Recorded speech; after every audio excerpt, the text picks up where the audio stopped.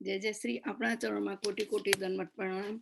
2 દિવસ થઈ ગયા ભાગવત સપ્તાહનો ટાઈમ જતો આપસી હરિબાવાસી મહોદય અમદાવાદ કડી બિરાજો છો અને અમને લોકોને એટલું સુંદર સહ પરિવારને ખૂબ સુંદર મનોરથ બન્યા છે અને બહુ સુંદર રીતે આપ સમજાવી રહ્યા સપ્તાહનું તો બધાને આનંદ આવે છે। આપસી આજનું વચનામૃતનું કુથાત કરો પરિવારને। શ્રી વલ્લભાધીશ કી જય હો। જય જય શ્રી। दंडवत प्रणाम। जय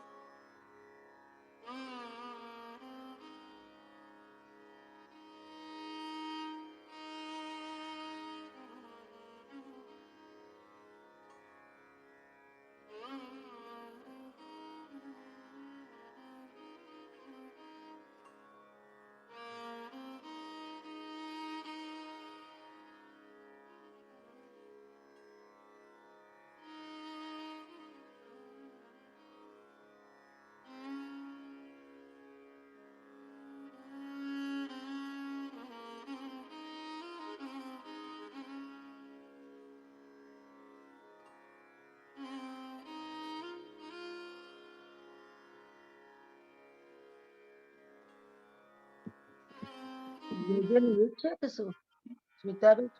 જય મ્યુટ છે, સંભળાતો નથી।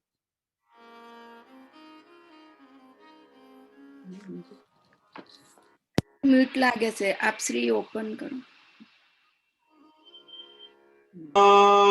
शाय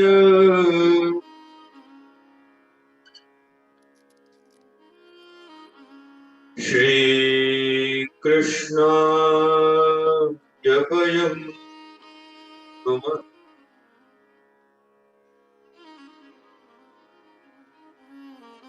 नमो भगवते तस्मै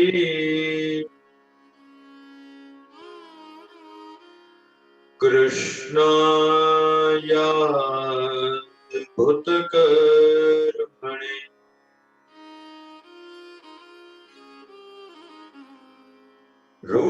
रूपनाम विभेदेन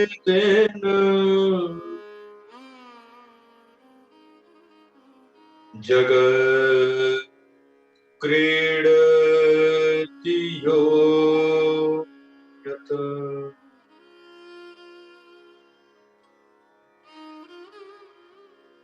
पुष्टिमार्गीय सर्वज्ञ करुणा रसपूरितः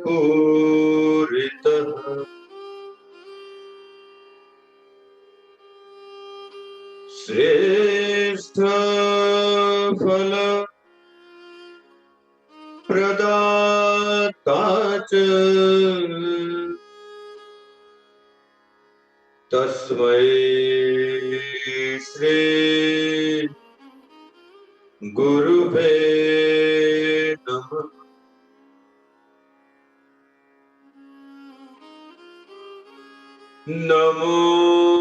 नमोस्तुते व्यास विशाल बुद्धे फुल्लारविन्दायतपत्र नेत्र येन त्वया भारत तेल पूर्ण प्रज्वालित तो ज्ञानमय प्रदीप यं प्रव्रजन्त मनुपेतमपेतकृत्यम्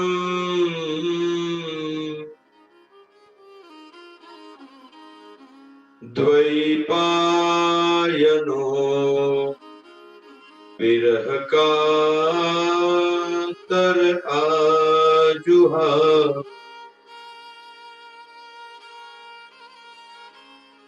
पुत्रेति तन्मयतया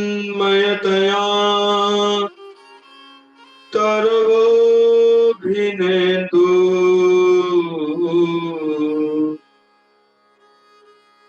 तं सर्वभूतहृदयं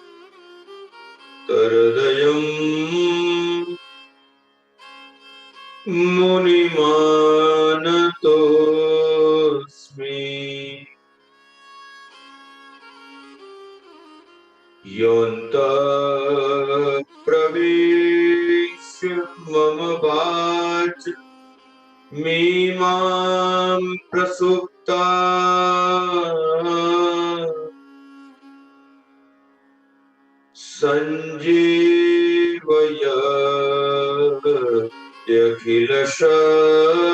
सञ्जीवयत्यखिलशक्तिधरः स्वधाम्ना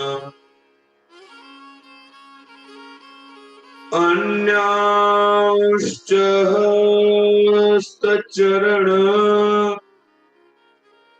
श्रवणत्वगादीन्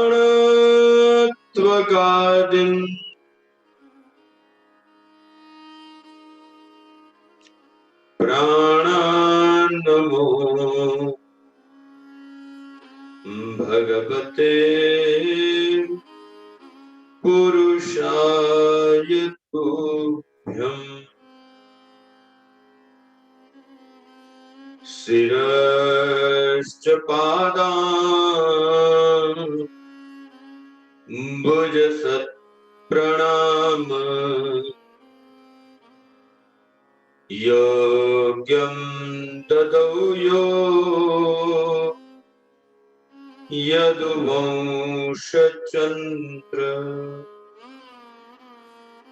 स्तुत्या च नत्या विनयेन हीनो गोपाललालम् शरणं प्रपद्ये गोपाललालम् शरणं प्रपद्ये। श्री वाक्पतये नमः। श्रीमदाचार्य चरण कमलेभ्यो नमः। श्री गोपीजन वल्लभा नमः।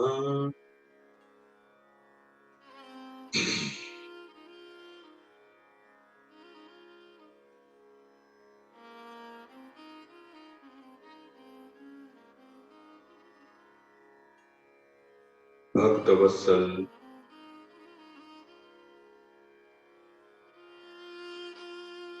करुणानिधि रास रासेश्वर निकुंज नायक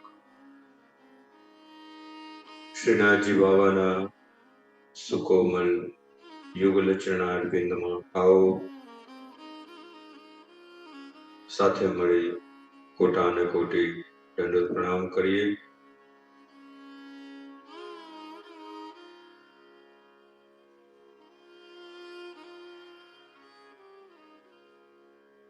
परम भाग्यवान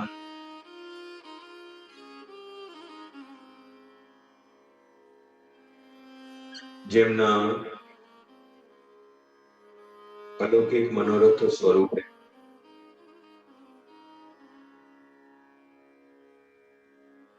આ ભાગવત સત્સંગ આપણને સૌને પ્રાપ્ત થયું છે એવા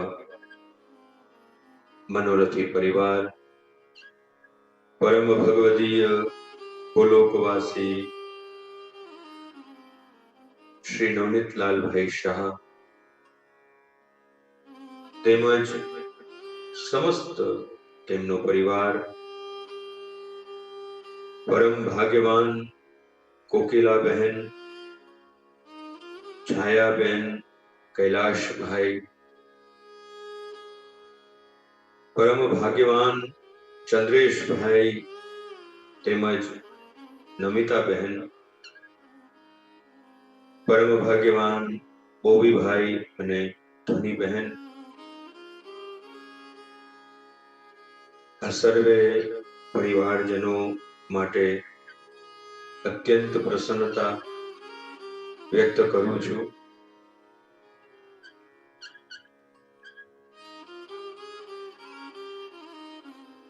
આચાર્ય પીઠ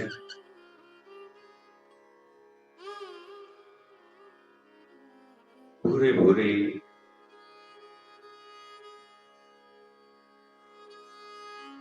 એમને આશીર્વાદ તેમજ શુભ ભાવ કે આવા ને આવા અવસરો આ શાહ પરિવારના આંગણે વારંવાર આવતા રહે.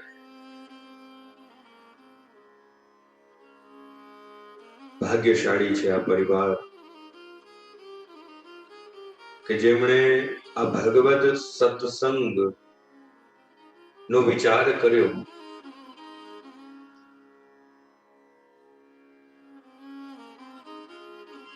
ભૂખ્યાને અન્ન આપનાર ઘણા છે, તરસ્યાને જલ આપનાર પણ મળી જશે, નિર્ધનને ધન આપનાર પણ જોવા મળે છે. લેકિન આ કળિયુગમાં જો મોટામાં મોટું તપ, મોટામાં મોટું દાન અને મોટામાં મોટું કોઈ સત્કર્મ હોય તો એ છે સત્સંગ આપવું. સત્સંગનું દાન એ મોટામાં મોટું દાન છે. કારણ સત્સંગથી સદવિચાર પ્રગટ થાય છે. સત્સંગ દ્વારા જ માનવ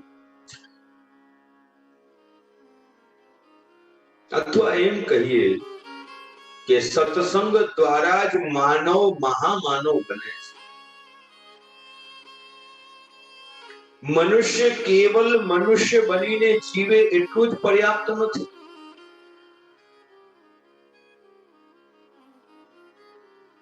પરંતુ મનુષ્ય પોતાના માનવ જીવનમાં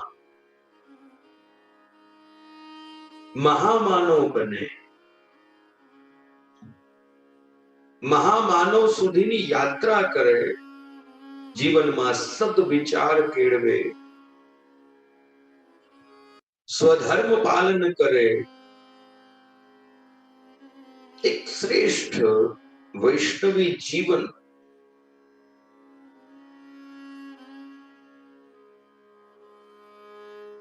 આધ્યાત્મ માર્ગ ઉપર અગ્રસર રહે, એ મહત્વનું છે. ખૂબ જ પ્રસન્નતા છે મને. હું વારંવાર ભાગ્યની સરાહના કરીશ મનોરથી પરિવારની, તેમજ જેઓ નિમિત્ત કન્યા એવા અમારા સ્મિતાબહેન, કડી રૂપ, જેને એમ કહીએ કે દૂતી રૂપ, ક્યાં અમે ભારતમાં અને ક્યાં યુએસ અમેરિકામાં,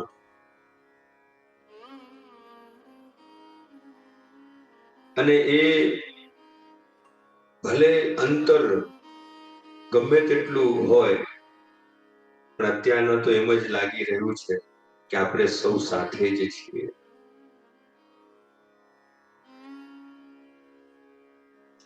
ખૂબ જ પ્રસન્નતા વ્યક્ત કરું છું જે પણ વૈષ્ણવો આ ભાગવત સત્સંગ નું રસપાન કરી રહ્યા છે. સર્વે ભાગ્યવાન વૈષ્ણવજનો.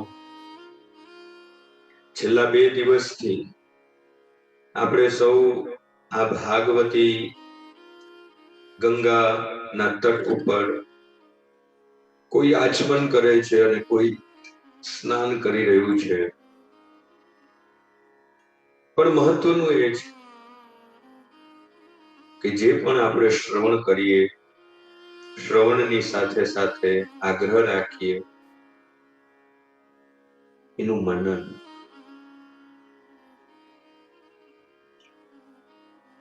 સૌરાષ્ટ્રની અંદર ઘણી વખત જે ઉત્સાહી ઉમંગી વૈષ્ણવ હોય કહેતા હોય કે અમે તો ઘણી કથા વાંચી નાખી, એટલે વાંચીને નાખી દીધી, સાંભળીને નાખી દીધી.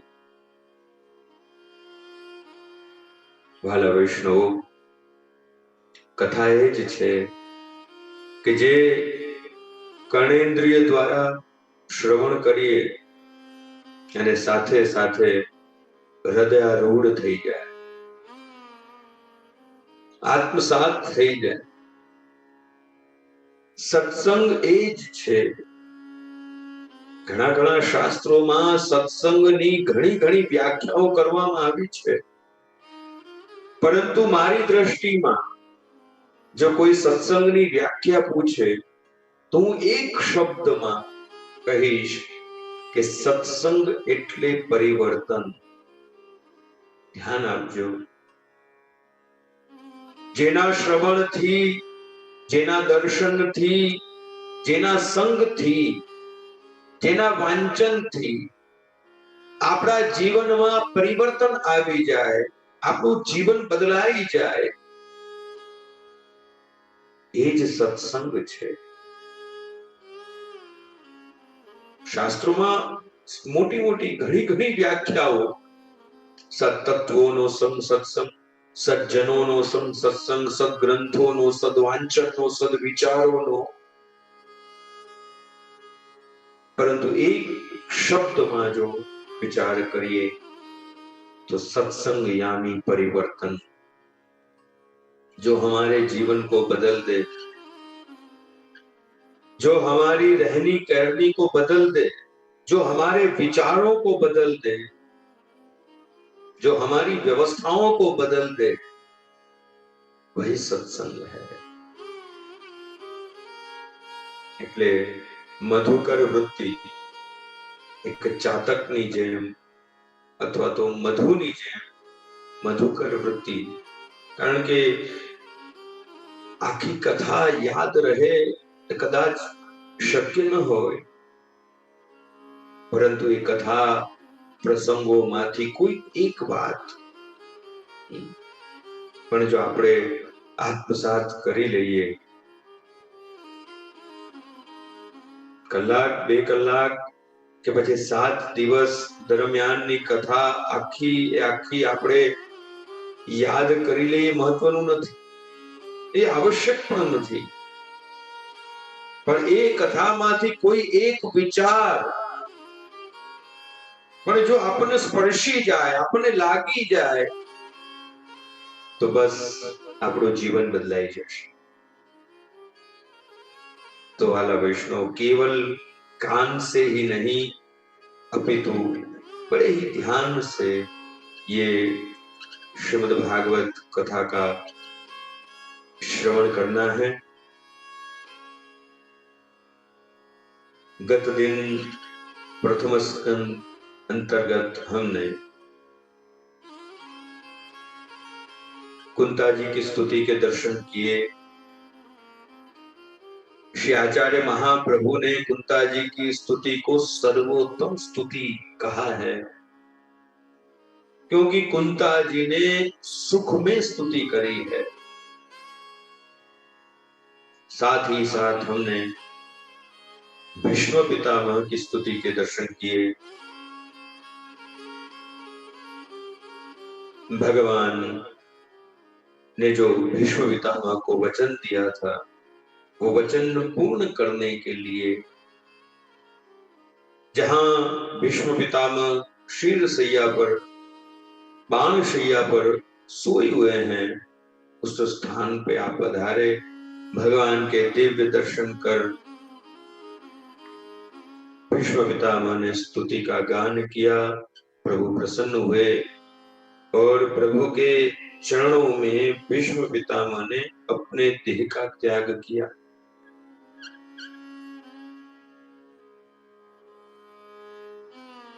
प्रभु युधिष्ठिर राजा ने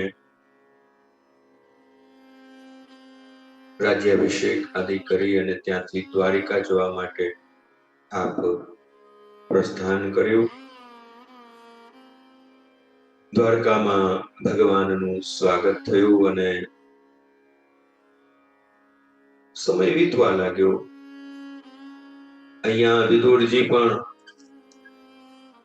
તીર્થયાત્રા કરીને પાછા આવ્યા છે। વિદુરજીનો એમના મોટા ભાઈ ધૃતરાષ્ટ્ર સાથે સંવાદ થયો।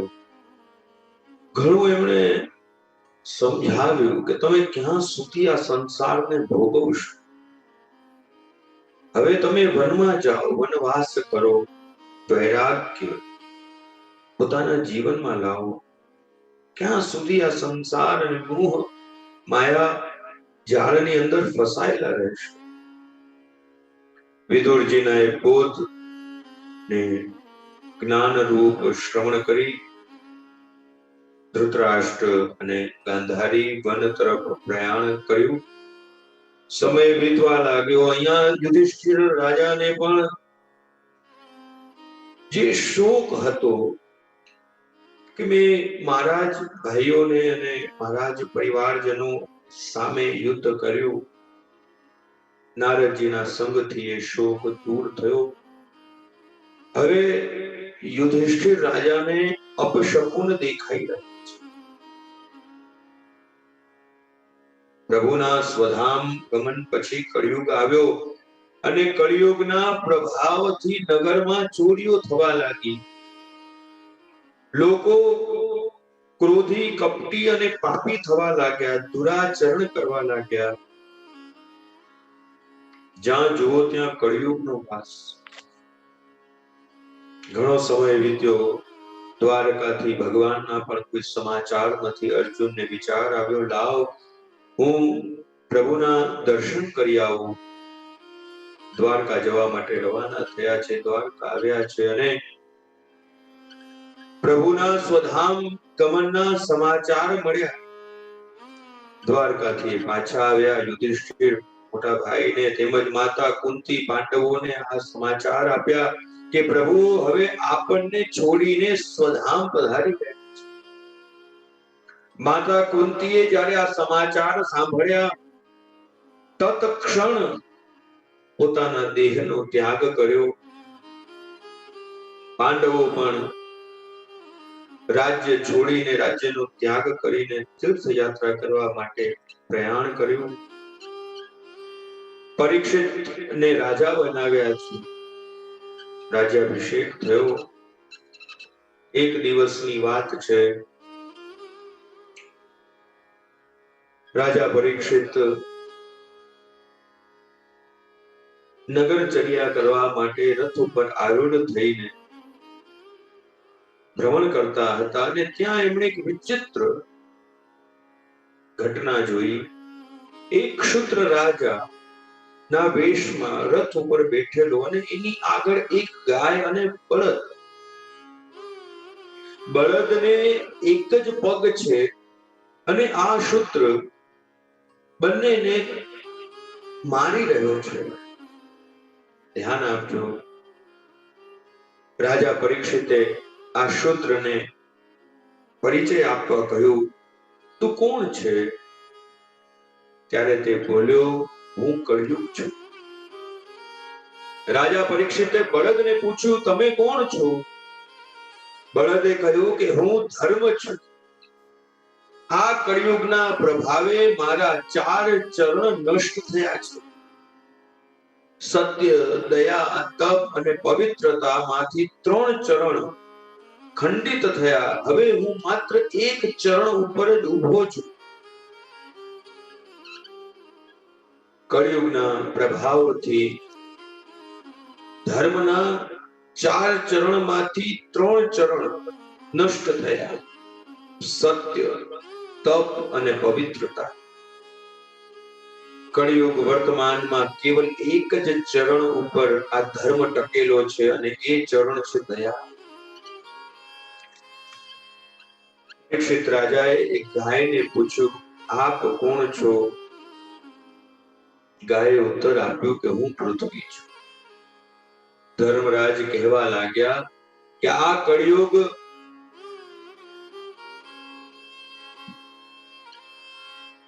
અમને કળિયુગના પ્રભાવથી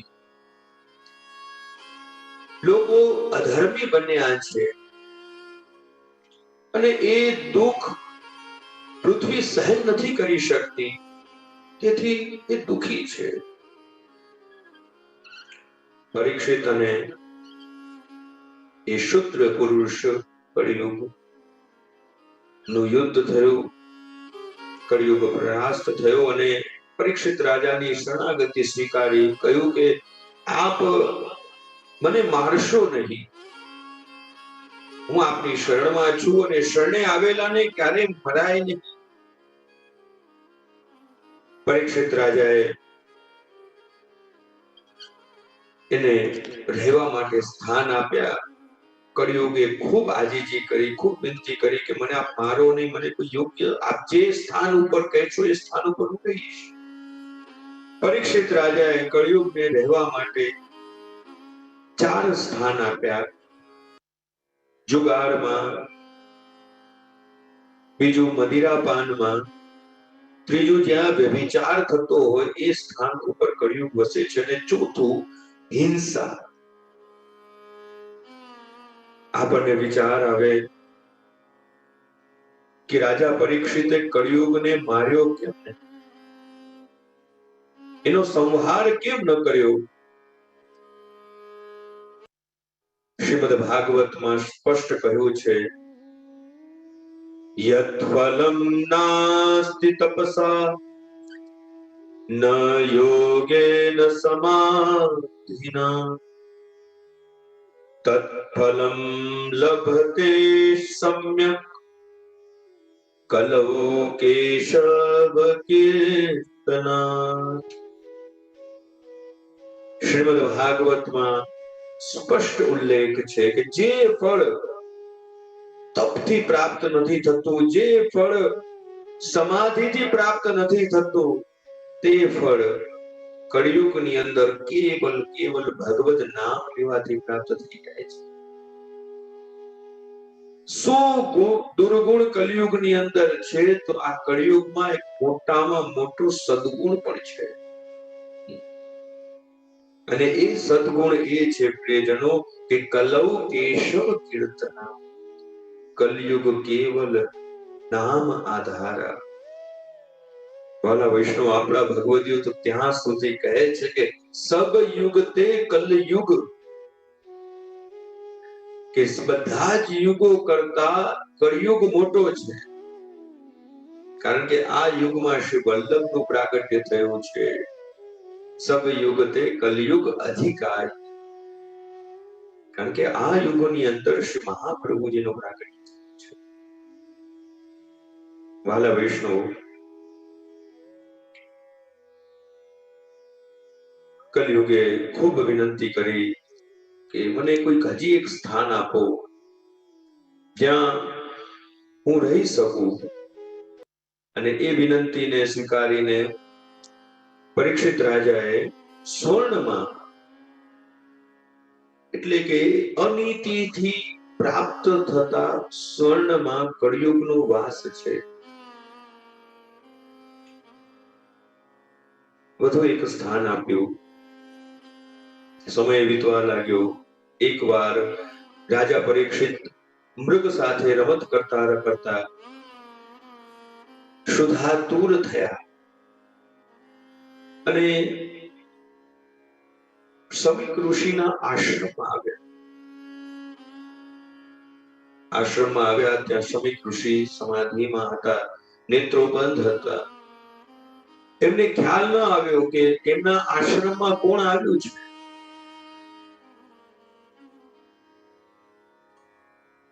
પરીક્ષિત રાજાને ક્રોધ આવ્યો, હું ચક્રવર્તી સમ્રાટ અને હું આશ્રમમાં આવ્યો અને મારું કોઈ સ્વાગત ન કર્યું. મારા સ્વાગતમાં આ ઋષિ ઉભા પણ ન થયા. જોયું તો બાજુમાં મરેલો સર્પ દેખાયો. બાણ દ્વારા મરેલા સર્પને લીધો છે અને એ ઋષિના ગળામાં એ સર્પને પહેરાવી દીધો. ઋષિનો અપરાધ કર્યો. ઋષિ પુત્રને જ્યારે આ વાત નો ખ્યાલ આવ્યો, સમાચાર મળ્યા કે એના પિતાનું રાજાએ અપમાન કર્યું છે. નદીમાં સ્નાન કરતા હતા અને અંજળીમાં જળ લીધું ઋષિપુત્રએ અને રાજા પરીક્ષિતને શ્રાપ આપ્યો કે જેણે મારા પિતાનું અપમાન કર્યું છે એ રાજા પરીક્ષિતને આજથી 7મા દિવસે તક્ષક દંશ દ્વારા એનું મૃત્યુ થશે. પરીક્ષિત રાજાને આ શ્રાપના સમાચાર મળ્યા કે ઋષિનો અપરાધ કર્યો છે. કારણ કે જે સ્વર્ણ મુગુટ રાજાએ ધારણ કર્યું હતું એ સ્વર્ણ મુગુટમાં કળિયુગ બેઠો હતો. રાજા ધર્માચરણ હતો, ધર્માચારી હતો, સદાચારી હતો. એનાથી આવી ભૂલ કદાપી ન થઈ શકે. છતાં કળિયુગના પ્રભાવના લીધે એનાથી આ ઋષિનો અપરાધ થયો. મહેલમાં આવ્યા છે, મુગુટ ઉતાર્યો, પોતાની ભૂલ સમજાવી અને હવે તત્ક્ષણ ક્ષણવારનો પણ વિચાર કર્યા વગર, વિલંબ કર્યા વગર રાજપાટનો ત્યાગ કર્યો, વૈરાગ્ય પ્રગટ કર્યો અને પોતાના સ્વજનોને છોડીને તીર્થોની યાત્રા કરવા માટે નીકળી પડ્યા. અનેક સંતોને મળ્યા, ઋષિઓને મળ્યા, ચરણોમાં વંદન કરી વિનંતી કરી કે 7 દિવસમાં જેનું મૃત્યુ હોય તેનું પરમ શ્રેયકારક સાધન કયું છે? હું મારું કલ્યાણ કઈ રીતે 7 દિવસમાં સાધું? ઋષિઓએ કહ્યું કે અમે તો હજારો વર્ષથી તપ કરી રહ્યા છીએ, તો કેવલ 7 દિવસની વાત કરે છે. હજારો વર્ષથી અમે તપ કરી રહ્યા છીએ, છતાં પણ હજી અમે એ માર્ગ સુધી પહોંચ્યા નથી. તો કેવલ 7 દિવસમાં કઈ રીતે શક્ય બને? રાજા પરીક્ષિત ત્યાંથી આગળ વધ્યા. ગંગાજીનો તટ છે. મનમાં બસ એક જ ભાવ કે કોઈક એવા સદગુરુ મળે કે જેમના આશ્રયથી મારું મૃત્યુ સુધરી જાય. 7 દિવસ જે મૃત્યુ તરફની યાત્રા હું કરવાનો છું, સદગુરુની ખોજમાં એ ગંગાજીના તટમાં આવ્યા. ભગવદ ઈચ્છા તેજ સામે શ્રી ગંગાજીના તટ ઉપર કરોડો સૂર્ય સમાન તેજ પુંજ વાળા અજાન બાહુ લાંબા જેટલા હસ્ત છે એવા શુકદેવજી મહારાજના દર્શન થયા. વિશાળ નેત્ર છે, લાંબા કેશ છે, વિશાળ કપાટ છે, લાંબી જેમની ભુજાઓ છે. સુખદેવજી મહારાજના દર્શન કરીને મનમાં વિચાર આવ્યો કે આજ એ સદગુરુ છે કે જેમની હું શોધ કરી રહ્યો છું. મનમાં એક વિશ્વાસ પ્રગટ થયો કે હવે ગુરુ મળી ગયા છે, તો હવે ગુરુ દ્વારા મને કોઈ માર્ગ પણ મળી જશે. ગુરુ બિન એસી કોણ કરે, ગુરુ બિન એસી કોણ કરે. દોડતા શ્રી સુખદેવજી મહારાજના ચરણમાં પડ્યા, દંડવત પ્રણામ કર્યા. સુખદેવજી મહારાજને વિનંતી કરી કે પ્રભુ, હવે આપ જ મને કોઈ માર્ગ બતાવો. સુખદેવજી મહારાજને પરીક્ષિત રાજાએ બે પ્રશ્ન કર્યા છે. પહેલો પ્રશ્ન, જીવ માત્રના કલ્યાણનો ઉપાય શું છે? અને બીજો પ્રશ્ન કર્યો રાજા પરીક્ષિતે કે જેનું મૃત્યુ નજીક હોય તેને શું કરવું જોઈએ? માનો આ રાજા પરીક્ષિતના નહીં, અપિતુ આપણા બધાના પ્રશ્ન હોય. 7 દિવસનો મહિમા જે ઓછા લાગતા હતા, હવે સુખદેવજીના સંગથી બહુ લાગવા લાગ્યા. આવો આ સાથે પ્રથમ સ્કંદને વિરામ આપી દ્વિતીય સ્કંદની અંદર આપણે પ્રવેશ કરીએ. બોલીએ ભાગવત ભગવાન કી, શ્રી કૃષ્ણ કનૈયા લાલ કી. દ્વિતીય સ્કંદ સાધન લીલા અને શ્રીનાથજી બાવાનું ડાબુ ચરણાર્પિત. ધ્યાન આપો. 10 અધ્યાય છે અને 391 શ્લોક છે. દ્વિતીય સ્કંદ એ સાધન લીલા છે. પ્રથમ સ્કંદ અધિકાર લીલા. જેવો અધિકારી જીવ, જેવો પાત્ર જીવ, એવું સાધન એને પ્રાપ્ત થાય છે. જો આપણા વાર્તા પ્રસંગોની અંદર પણ શ્રી આચાર્ય મહાપ્રભુ અને શ્રી ગુસાઈજીની સન્મુખ અનેક જીવો થયા. ઘણા વૈષ્ણવે વિનંતી કરી, જેરાજ અબ હમારો કર્તવ્ય ક્યા હૈ? શ્રી આચાર્ય ચરણ એના અધિકાર પ્રમાણે એને સાધન આપતા. કોઈ વૈષ્ણવ વિનંતી કરતો, જેરાજ हमको ठाकुर जी की सेवा पधरा दो. શ્રી આચાર્યજી જાણતા કે આનાથી ઠાકોરજીની સેવા નહીં થાય. શ્રી આચાર્યજી કૃપા કરી એને વસ્ત્ર સેવા પધરાવી. ઘણા એવા વૈષ્ણવો છે કે જેને નામ સેવા પધરાવી છે. ઘણા એવા વૈષ્ણવો છે જેને સ્વરૂપ સેવા પધરાવી છે. ઘણા એવા ભગવતીઓ છે જેને કેવલ વસ્ત્ર સેવા પધરાવી છે. જેવો અધિકારી જીવ એવું એ સાધન કરે.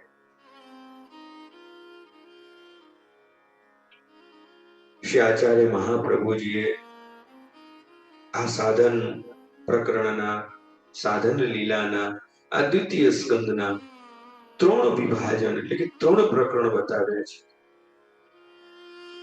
તત્વાધાનમ, ઋત પ્રસાદ અને મનન પ્રકરણ. 1 અને 2 અધ્યાય પ્રિયજનો એ તત્વાધાનમ છે. 3જો અને 4થો અધ્યાય ઋત પ્રસાદ અને 5 થી 10 અધ્યાય મનન પ્રકરણના છે. એમ 10 અધ્યાયનો આ દ્વિતીય સ્કંદ છે. સુખદેવજી મહારાજ અને પરીક્ષિત રાજાએ ખૂબ સુંદર પ્રશ્ન કર્યા અને પરીક્ષિત રાજાના એ લોકહિત માટે પૂછવામાં આવેલા પ્રશ્નોનો ઉત્તર આપતા સુખદેવજી મહારાજ બોલ્યા, તસ્માદ્વારત સર્વાત્મા ભગવાન હરિરીશ્વર શ્રોતવ્ય કીર્તિતવ્યશ્ચ સ્મર્તવ્યશ્ચેચ્છતા ભયમ. શ્રોતવ્યઃ કીર્તિતવ્યશ્ચ સ્મર્તવ્યશ્ચેચ્છતા ભયમ. હે પરીક્ષિત, હે રાજન, જે જીવ અભય પદને પ્રાપ્ત કરવા ઈચ્છતો હોય એને તો સર્વાત્મા શક્તિમાન ભગવાન શ્રી કૃષ્ણની લીલાઓનું શ્રવણ, એનું કીર્તન અને એ જ લીલાઓનું સ્મરણ કરવું જોઈએ. સ્મરણમ ભજનમ ચાપી ન ત્યાજ્યમ ઇતિ મે મતિ. જો તમારે તમારું કલ્યાણ ઈચ્છતા હો, સુખદેવજી મહારાજ કહે છે, જો આત્મ કલ્યાણની યાત્રા કરવી હોય તો સૌથી પહેલા શ્રવણ, કીર્તન અને ભગવાનનું સ્મરણ આવશ્યક છે. શ્રી આચાર્ય મહાપ્રભુ પણ ષોડશ ગ્રંથની અંદર જ આ જ આજ્ઞા કરી રહ્યા છે કે સ્મરણમ ભજનમ ચપી નત્યાજ્યમ. એકવાર બધું જ છૂટી જાય તો ચાલશે, પણ આપણા આચાર્ય એટલું જ કહી રહ્યા છે કે ભગવત નામ નહીં છોડતા. સંબંધો છૂટી જાય ચાલશે, પરંતુ પ્રભુ સાથેનો સંબંધ નહીં છોડતા. ભગવત નામ સ્મરણ ભજન એ ક્યારેય છોડતા નહીં. યાદ કરો એ પ્રસંગ કે જ્યારે શ્રી આચાર્ય મહાપ્રભુ અને ચૈતન્ય મહાપ્રભુ ભેગા થયા અને બંને આચાર્યોએ પોતપોતાના મત પ્રગટ કર્યા. ચૈતન્ય મહાપ્રભુએ કહ્યું કે ગાયના સિંગ ઉપર રાઈનો દાણો જેટલી વાર રહે એટલી વાર પણ જો જીવ ભગવદ નામ લે, પ્રભુનું નામ લે તો એનો ઉદ્ધાર થઈ જાય. અને ત્યાં આપણા શ્રી આચાર્ય મહાપ્રભુએ પોતાનો મત પ્રગટ કર્યો કે આપ જે કહો છો ઠીક છે, પણ આ કળિયુગ ચાલી રહ્યો છે અને કળિયુગમાં ગાયના સિંગ ઉપર રાઈનો દાણો જેટલી વાર રહે એટલી વાર પણ જો જીવ ભગવત નામ છોડે તો એમાં કલયુગ આવી જાય, આસુરા વેશ આવી જાય. સાવધાન બની વાલા વૈષ્ણવ. એટલા માટે શ્રી આચાર્ય મહાપ્રભુએ એક સુંદર મજાનો માર્ગ આપ્યો. વદત વિરેવ સતતમ સ્થેય મિત્તેવ મે મતિ તસ્માત સર્વાત્મના નિત્યમ શ્રી કૃષ્ણ શરણમ મમ. ચાલતા ફરતા ઉઠતા બેસતા જમતા રમતા કોઈ પણ કાળમાં, કોઈ પણ ક્રિયામાં, કોઈ પણ સ્થિતિમાં ભગવાનનું નામ ન છોડો. એક વસ્તુ યાદ રાખજો વાલા વૈષ્ણવ, પ્રભુ સતત આપણું સ્મરણ કરે છે. भगवान सतत जीव का स्मरण करते हैं, हम करें कि न करें.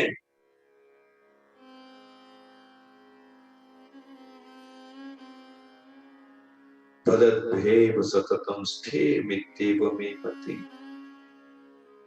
શ્રી આચાર્ય મહાપ્રભુએ મહામંત્ર આપણને આપ્યો છે, શ્રી કૃષ્ણ શરણમ મમ.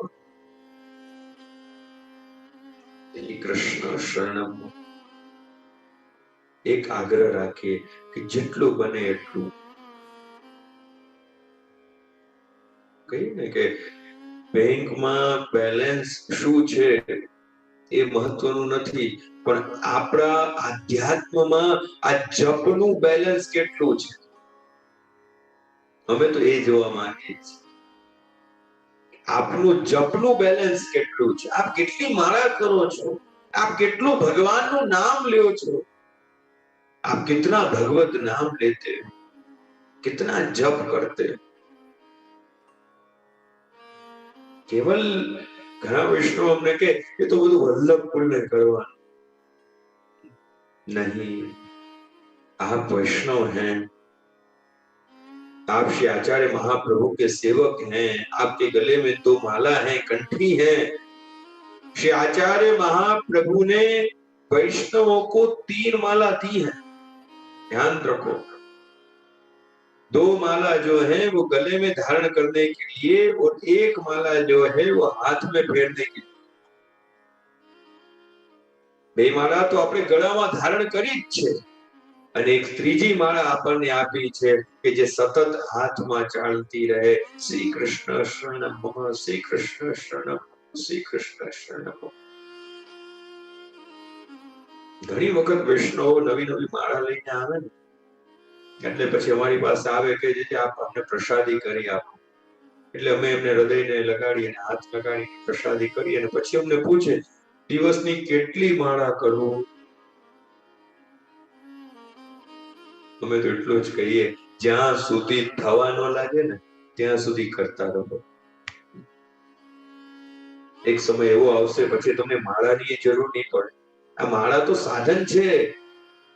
એક સમય માળા ફેરતા ફેરતા ફેરતા મણકા ફેરતા ફેરતા ફેરતા એક સમય એવો આવે કે પછી આપણને સાધનની જરૂર નથી, મણકાની જરૂર નથી, માળાની આવશ્યકતા ન રહે. પછી તો એ મન જ મણકા, આપણું મન જ ચાલતું રહે. અષ્ટાક્ષર અષ્ટયામ મનની અંદર શ્રી કૃષ્ણ શરણમ મમ, શ્રી કૃષ્ણ શરણમ, એ ઘૂંટાતું જ રહે. સ્મરણમ ભજનમ ચ અપી ન ત્યાજ્યમ ઇતિ મે મતિ. રાજા પરીક્ષિતના પ્રશ્ન અને સુખદેવજી મહારાજનો ઉત્તર કે હે રાજન, આ કળિયુગની અંદર જો ભગવદ કૃપા પ્રાપ્ત કરવી હોય તો પછી આ જ માર્ગ છે, શ્રવણ અને કીર્તન અને ભગવાનનું સ્મરણ. મરણને સુધારવા માટે સ્મરણ આવશ્યક છે. ધ્યાન આપો. ઘણી વખત આપણને એમ વિચાર આવે કે અંતિમ સમયે ભગવાનનું ભજન કરશું, પણ આ જીવન, એક વસ્તુ યાદ રાખજો, છેલ્લી ઘડીએ ભગવાન યાદ ક્યારે આવશે? એમને સરળ નથી કે છેલ્લી ઘડીએ ભગવાન યાદ આવવા. એક વડીલ, મોટી ઉંમરના બા, છેલ્લો સમય એનો અને પથારી ઉપર સૂતેલા છે. એમના 4 પુત્ર, છેલ્લો સમય છે, આખો પરિવાર ઉભા, 4 પુત્ર વધુ, એમના પૌત્ર બધા હાજર છે અને બા છેલ્લો શ્વાસ લઈ રહ્યા છે. પુત્ર પૂછી રહ્યા છે કે બા, તારી કઈ અંતિમ ઈચ્છા, કઈક તને જોઈએ છે, કઈક તારી ઈચ્છા છે, તું બોલ. અને બા સુતા સુતા રા રા રા રા રામ રામ નામ લેવું છે તારે? રા રા રા રાયતું, છેલ્લે રાયતું કરીને ગુજરી ગયા. એમનો જીવ રાયતામાં હતો, રામમાં ન હતો. એ બાને રાયતું બહુ ભાવતું. છેલ્લી ઘડી એમને રાયતું યાદ આવ્યું, રામ યાદ. अंत समय में भगवान याद कब आएंगे? जब पूरा जीवन हमने भगवान की भक्ति की हो, भगवान का नाम लिया हो, तब जाके ऐसा मन हमारा बने, ऐसी स्थिति हमारी बने कि हमको अंत समय में भगवान का स्मरण हो. ये सरल नहीं है. આપણે જો વિચાર કરતા હોય કે ભાઈ અત્યારના તો નાના છીએ એટલે ચાલો હવે અત્યારના ભણવાનો સમય છે. ઘણી વખત માતા પિતા વિચાર કરતા હોય કે અત્યારના તો બાળકોને ક્યાં લાવવા, બ્રહ્મ સંબંધ લેવડાવો, અત્યારના તો નાના છે ને, અત્યારના તો એમનો રમવાનો સમય છે, ભણવાનો સમય છે. મોટા થાય અત્યારના તો એમના લગ્ન હમણાં થયા છે, હરવા ફરવાનો સમય છે, કામ પૈસા કમાવાનો સમય છે. બાલ્યકાલ ગુમાવી દીધું, યુવાવસ્થા ગુમાવી દીધી અને પછી 50-55 ના થાય અને પછી વિચાર આવે કે હવે ભક્તિ જ કરવી છે. નહીં. ઘણા વર્ષો પહેલા એક જૂનું એક ગીત છે કે બચપન તો ખેલ મેં ખોયા, जवानी नींद भर सोया और बुढ़ापा देख के रोया. जवानी नींद भर सोया और बुढ़ापा देख के रोया. एक वस्तु याद રાખો, જેમ ભગવાનને શું પ્રિય છે, આપણે પુષ્પ સમર્પિત કરીએ તો એ કેવું પુષ્પ હોવું જોઈએ? ખીલેલું, સુંદર મજાનું ખીલેલું પુષ્પ હોય એ પ્રભુને સમર્પિત કરીએ છીએ. મુરઝાયેલું કરમાયેલું નહીં. ખીલેલું પુષ્પ એટલે કે બાલ્યાવસ્થા, કિશોર અવસ્થા, યુવાવસ્થા. શ્રીમદ ભાગવત પ્રમાણ છે પ્રિયજનો. આપ જોશો આગળ ઘણા ચરિત્રો, ધ્રુવજી જેવા, પ્રહલાદજી જેવા ચરિત્રો કે જે આપણને પ્રમાણ આપે છે કે ભક્તિ કરવા માટે શ્રેષ્ઠ જો કોઈ ઉંમર હોય તો એ બાલ્યાવસ્થા છે. સુખદેવજી મહારાજે માર્ગ બતાવ્યો સ્મરણ દ્વારા જ ભગવાનને સદા સાથે રાખી શકાય છે. સુંદર સુંદર પ્રશ્નો પરીક્ષિતે સુખદેવજીને કર્યા અને ભગવાનના સૂક્ષ્મ સ્વરૂપનું જ્ઞાન સુખદેવજીએ પરીક્ષિતને કરાવ્યું. ધ્યાનની વિધિ બતાવી, કામનાઓની પૂર્તિ માટે દેવતાઓની ઉપાસના બતાવી. જાણે સુખદેવજી જોવા માંગતા હોય કે પરીક્ષિતનું મન દેવતાઓને પ્રસન્ન કરીને કોઈ સિદ્ધિ મેળવવામાં તો નથી ને. પરીક્ષિત આવ્યા છે શા માટે? ક્યાંક એમને કોઈ દેવતાઓની ઉપાસના કે એમને પ્રસન્ન કરીને કંઈક મેળવવું તો નથી ને. ઉપાસનાના વિવિધ પ્રકારો બતાવ્યા. પરીક્ષિત રાજા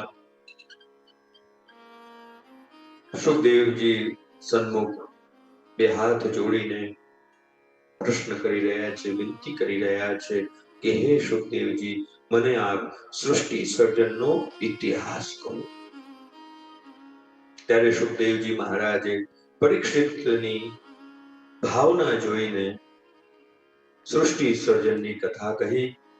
પ્રભુની નાભીમાંથી કમળ પ્રગટ થયું અને એ કમળમાંથી બ્રહ્માજી પ્રગટ થયા.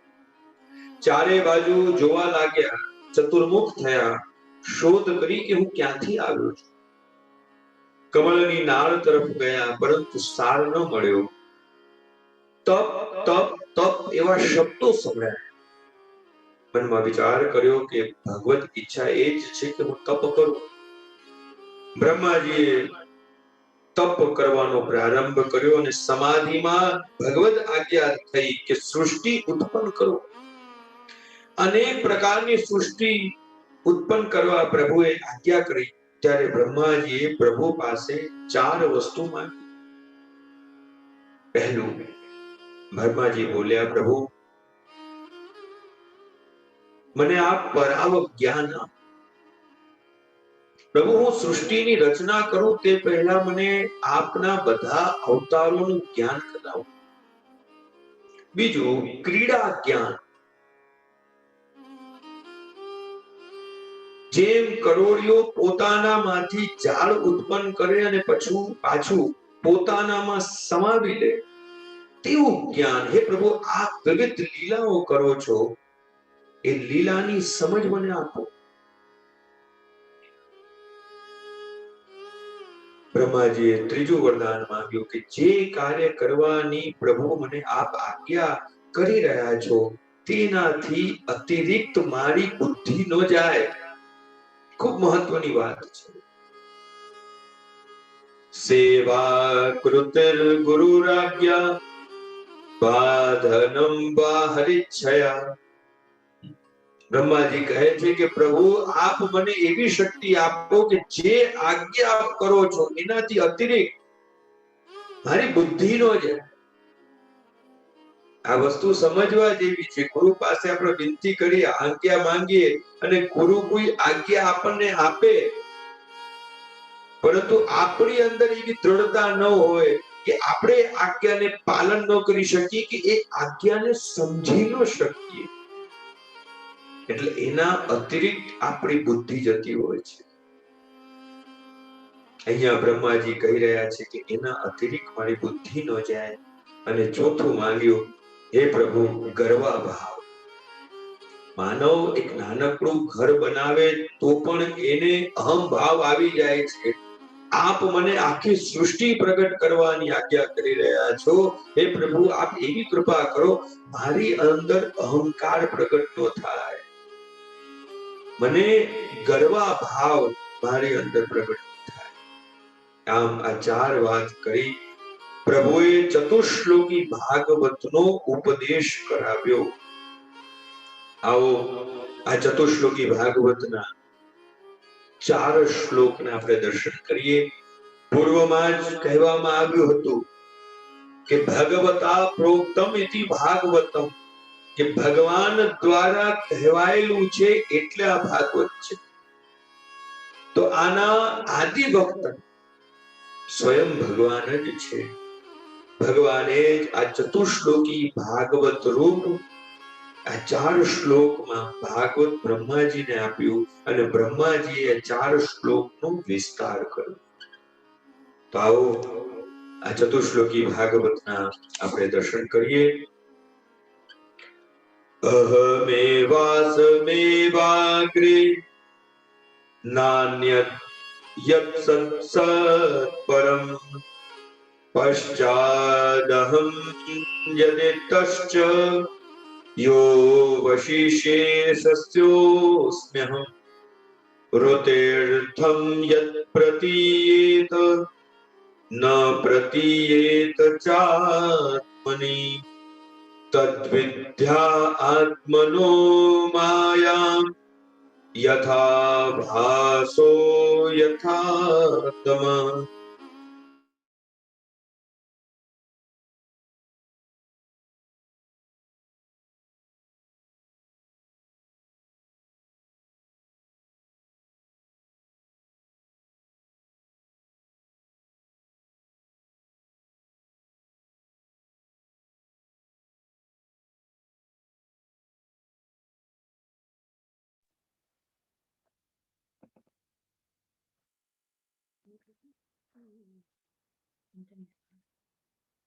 મ્યુટ થઈ ગયું છે લાગે છે, અવાજ નથી આવતો.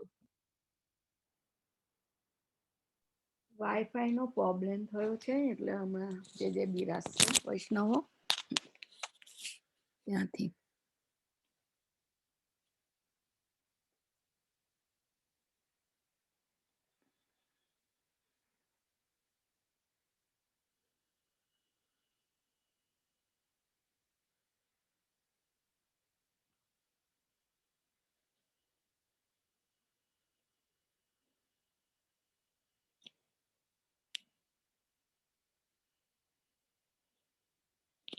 જે બિરાજે છે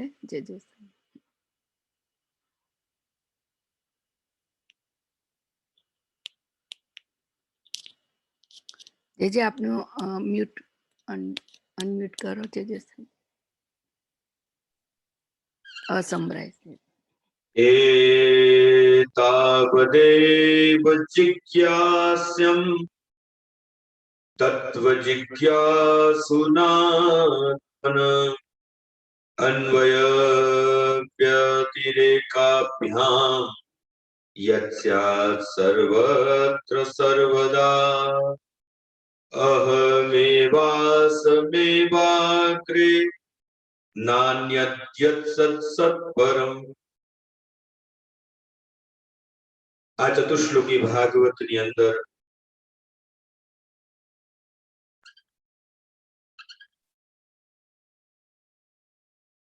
ભગવાન કહી રહ્યા છે કે આ સમગ્ર સૃષ્ટિનું સર્જન મેં જ કર્યું છે. જ્યારે કોઈ પણ ન હતું ત્યારે હું હતો, જ્યારે બધું જ છે ત્યારે પણ હું જ છું, અને જ્યારે કશું જ નહીં રહે ત્યારે પણ કેવળ હું જ રહીશ. પ્રારંભમાં, અંતમાં, આદિમાં હું જ છું. અખિલ બ્રહ્માંડમાં એક તું શ્રી હરિ જુજવે રૂપે અનંત ભાસે દેહમાં દેવ તું તેજમાં તત્વ તું શૂન્યમાં શબ્દ થઈ વેદ વાસે. અખિલ બ્રહ્માંડમાં એક તું શ્રી હરિ પવન તું પાણી તું ભૂમિ તું ભૂધરા વૃદ્ધ થઈ ફૂલી રહ્યો આકાશે.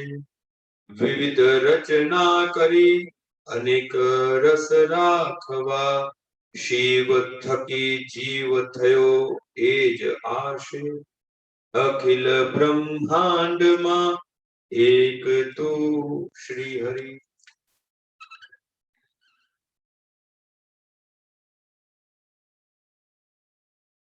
આ જગતની સ્થિતિ, એની ઉત્પત્તિ અને એના લયના કારણમાં જ રહેલું છે.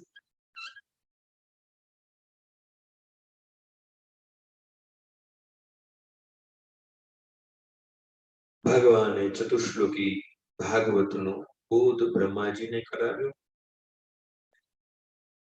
આગળ સુખદેવજીએ બ્રહ્મના 5 સ્વરૂપોની ચર્ચા કરી છે. પર સ્વરૂપ જે ગોલોકમાં બિરાજે છે અને નિત્ય અનંત લીલાઓ કરે છે. પુરુષ સ્વરૂપ જેનાથી ભગવાન બધા આકાર ધારણ કરે છે. ત્રીજું સ્વરૂપ છે વિરાટ સ્વરૂપ જેનાથી ભગવાન સૃષ્ટિ ઉત્પન્ન કરે છે. ભગવાનનું ચોથું સ્વરૂપ છે ગુણ સ્વરૂપ જેનાથી પ્રભુ ઉત્પત્તિ સ્થિતિ અને લય કરે છે. ભગવાનનું પાંચમું સ્વરૂપ છે અંતર્યામી જે સમસ્ત ચરાચર સૃષ્ટિના હૃદયમાં એટલે કે આપણા હૃદયમાં સ્થિત રહેલું છે. આમ અંતમાં હું છું અને પ્રારંભમાં પણ હું છું. ભગવાન બ્રહ્માજીને સમજાવતા કહે છે કે આ અખિલ બ્રહ્માંડમાં હું જ છું. જીવ રૂપ નામ ના ભેદથી જાણી શકાતો નથી. ભગવાન અંતમાં અને પ્રારંભમાં પણ છે. ભગવાન બીજા શ્લોકમાં માયાને સમજાવે છે જે ઈશ્વરને ઢાંકે એ જ માયા. માયાથી ઈશ્વર ઓળખી શકાતો નથી. આગળ આ દ્વિતીય સ્કંધની અંદર સુખદેવજી મહારાજ ભાગવતના 10 લક્ષણોની ચર્ચા કરી રહ્યા છે, જેનો વિસ્તાર 12 સ્કંદ સુધી પ્રાપ્ત થવાનો છે. આવો શ્રીમદ ભાગવતના 10 લક્ષણોના દર્શન કરીએ. અત્ર સર્ગો વિસર્ગશ્ચ સ્થાનમ પોષણમ મૂતયઃ મન્વંતર ઈશાનુ કથા નિરોધો મુક્તિરાશ્રય.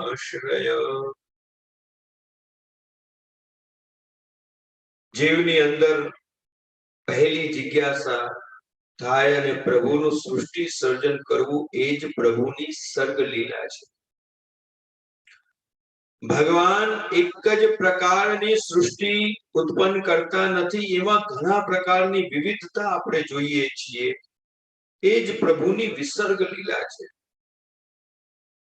આપણે જેને ભાગલા જેને વિવિધતા કહીએ છીએ, ઘણી વખત વિચાર આવે કે ક્યાંક જળનો ભંડાર છે, ક્યાંક જમીન સપાટ નથી, ક્યાંક પર્વતો છે, ક્યાંક ઊંડી ખીણ છે. ધર્મની અંદર પણ આપણે જોઈએ કે કેટલા ઉપાસનાના માર્ગો છે, કેટલા દેવી દેવતાઓ. આપણને વિચાર આવે આટલી બધી વિવિધતાની શું આવશ્યકતા છે? આ પંચદેવ ઉપાસનાની શું આવશ્યકતા છે? આ વિવિધતા જ ભગવાનની વિસર્ગ લીલા છે. હિન્દુ સમાજ પંચદેવ ઉપાસક છે. શિવ, શક્તિ, ગણપતિ, વિષ્ણુ અને સૂર્ય. જેને જે માર્ગ યોગ્ય લાગે, જેને જે પ્રિય લાગે એ માર્ગ ઉપર આગળ વધતો હોય છે. પ્રભુની આ વિવિધતા જ એ પ્રભુની વિસર્ગ લીલા છે. સૃષ્ટિ ક્યાં સ્થાને ટકી રહે છે, કઈ રીતે ટકી રહે, એ પ્રભુની સ્થિતિ લીલા છે, સ્થાન લીલા છે. સૃષ્ટિને પોષણ કોણ કરે છે? એ પ્રભુની પોષણ લીલા છે. કાળના વિભાગ કઈ રીતે થાય, એ પ્રભુની મન્વંતર લીલા છે. ભગવાનના ભક્તો કેવા હોય, એ પ્રભુની ઈશાનુ કથા છે, ઈશાનુ લીલા છે. ભગવાનમાં જીવનો નિરોધ કઈ રીતે થઈ શકે, એ પ્રભુની નિરોધ લીલા છે. મુક્તિ શું છે એ જાણવાની જિજ્ઞાસા એ પ્રભુની મુક્તિ લીલા છે. પ્રભુનું સ્વરૂપ શું છે અને એનો આશ્રય દ્રઢ કઈ રીતે થાય, એ પ્રભુની આશ્રય લીલા છે. વહાલા વૈષ્ણવ, આ 10 લીલાઓ આપણે ત્રીજા સ્કંદ થી લઈને 12મા સ્કંદ સુધી આ 10 લીલાઓના દર્શન આપણે કરવાના છીએ. આવો આ સાથે આપણે દ્વિતીય સ્કંદને વિરામ આપી તૃતીય સ્કંદની અંદર પ્રવેશ કરીએ. બોલો શ્રી ભાગવત ભગવાન કી જય. શ્રી કૃષ્ણ કનૈયા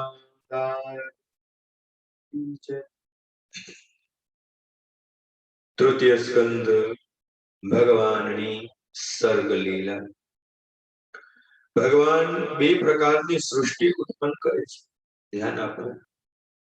એક છે બંધ સૃષ્ટિ અને બીજી છે મુક્ત સૃષ્ટિ. જગત આખું ક્યારે સારું થવાનું નથી અને જગત આખું ક્યારે ખરાબ થવાનું પણ નથી. એટલે ભગવાને બે પ્રકારની સૃષ્ટિ પ્રગટ કરી. એક સૃષ્ટિ છે દૈવી સૃષ્ટિ અને બીજી સૃષ્ટિ છે આસુરી સૃષ્ટિ. દેવી સૃષ્ટિ છે જેની અંદર દેવી તત્વ રહેલું છે, જેને સત્કર્મ કરવા ગમે છે. અને આસુરી સૃષ્ટિ છે જે આસુરી તત્વથી ભરેલી છે, જેની અંદર આસુરા વેશ છે, જેને આ ભગવત સેવા સત્સંગ કથા સત્કર્મ ગમતા નથી. ક્યાંક ને ક્યાંક આપણી અંદર પણ આપણે વિચાર કરવો જોઈએ વાલા વૈષ્ણવ કે કયું તત્વ વિદ્યમાન છે. શું આપણી અંદર એ દેવી તત્વ રહેલું છે કે પછી આસુરી તત્વથી આપણે પોષિત છીએ? શું આપણે પણ આ દૈનિક કાળમાં દૈનિક ચર્યામાં સેવા સત્સંગ ભગવદ નામને સ્થાન આપીએ છીએ ખરા? શું આપણને ગમે છે ખરા? ઘણી વખત આપણે જોઈએ કે કેટલું પ્રેશર કરવામાં આવે. વડીલોનું પ્રેશર, માતા પિતાનું પ્રેશર, કોઈ પાડોશી, કોઈ વૈષ્ણવો દ્વારા ભાઈ તમારે આવવું જ પડશે, કરવું જ પડશે. કેટલો સમય થયો ઠાકોરજી તમે પૂછતા આવ્યા નથી, તમે કેમ સત્સંગમાં આવતા નથી? અવારનવાર એમને કહેવામાં આવે અને ત્યારે જઈને ન છૂટકે ઈચ્છા રહિત એ સત્સંગમાં જોડાય છે. મનમાં ઈચ્છા ન હોય પણ પછી મનમાં વિચાર આવે કેટલું મને કીધું છે, હવે નહીં જાઉં ને તો ખરાબ લાગશે, એટલે પછી એને જવું પડે. વાલા વૈષ્ણવ વિચાર કરજો કે અમારી અંદર આપણી અંદર આસુરી તત્વ છે કે દૈવી તત્વ?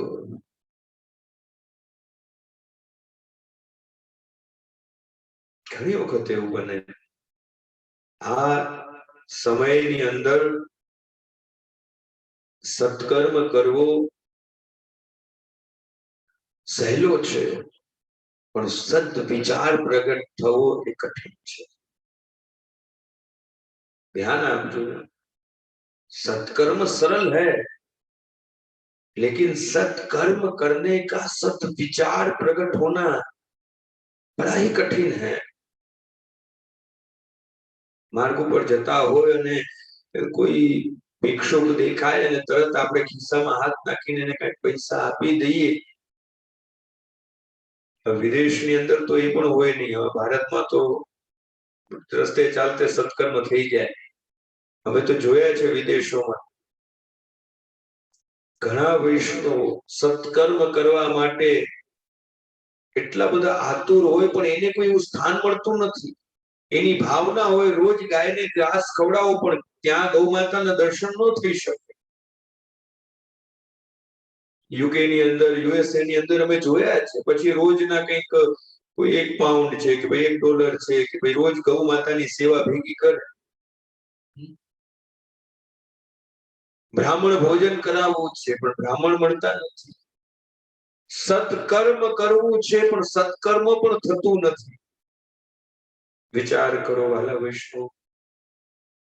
એટલે જ કહેવાય છે કે સત્કર્મ સરળ હૈ લેકિન સત વિચાર હું વૈષ્ણવ છું, હું વૈષ્ણવની સંતાન છું, મારે આ સત્કર્મ કરવું જોઈએ, મારે સેવા કરવી જોઈએ, મારે ભગવત નામ લેવું જોઈએ.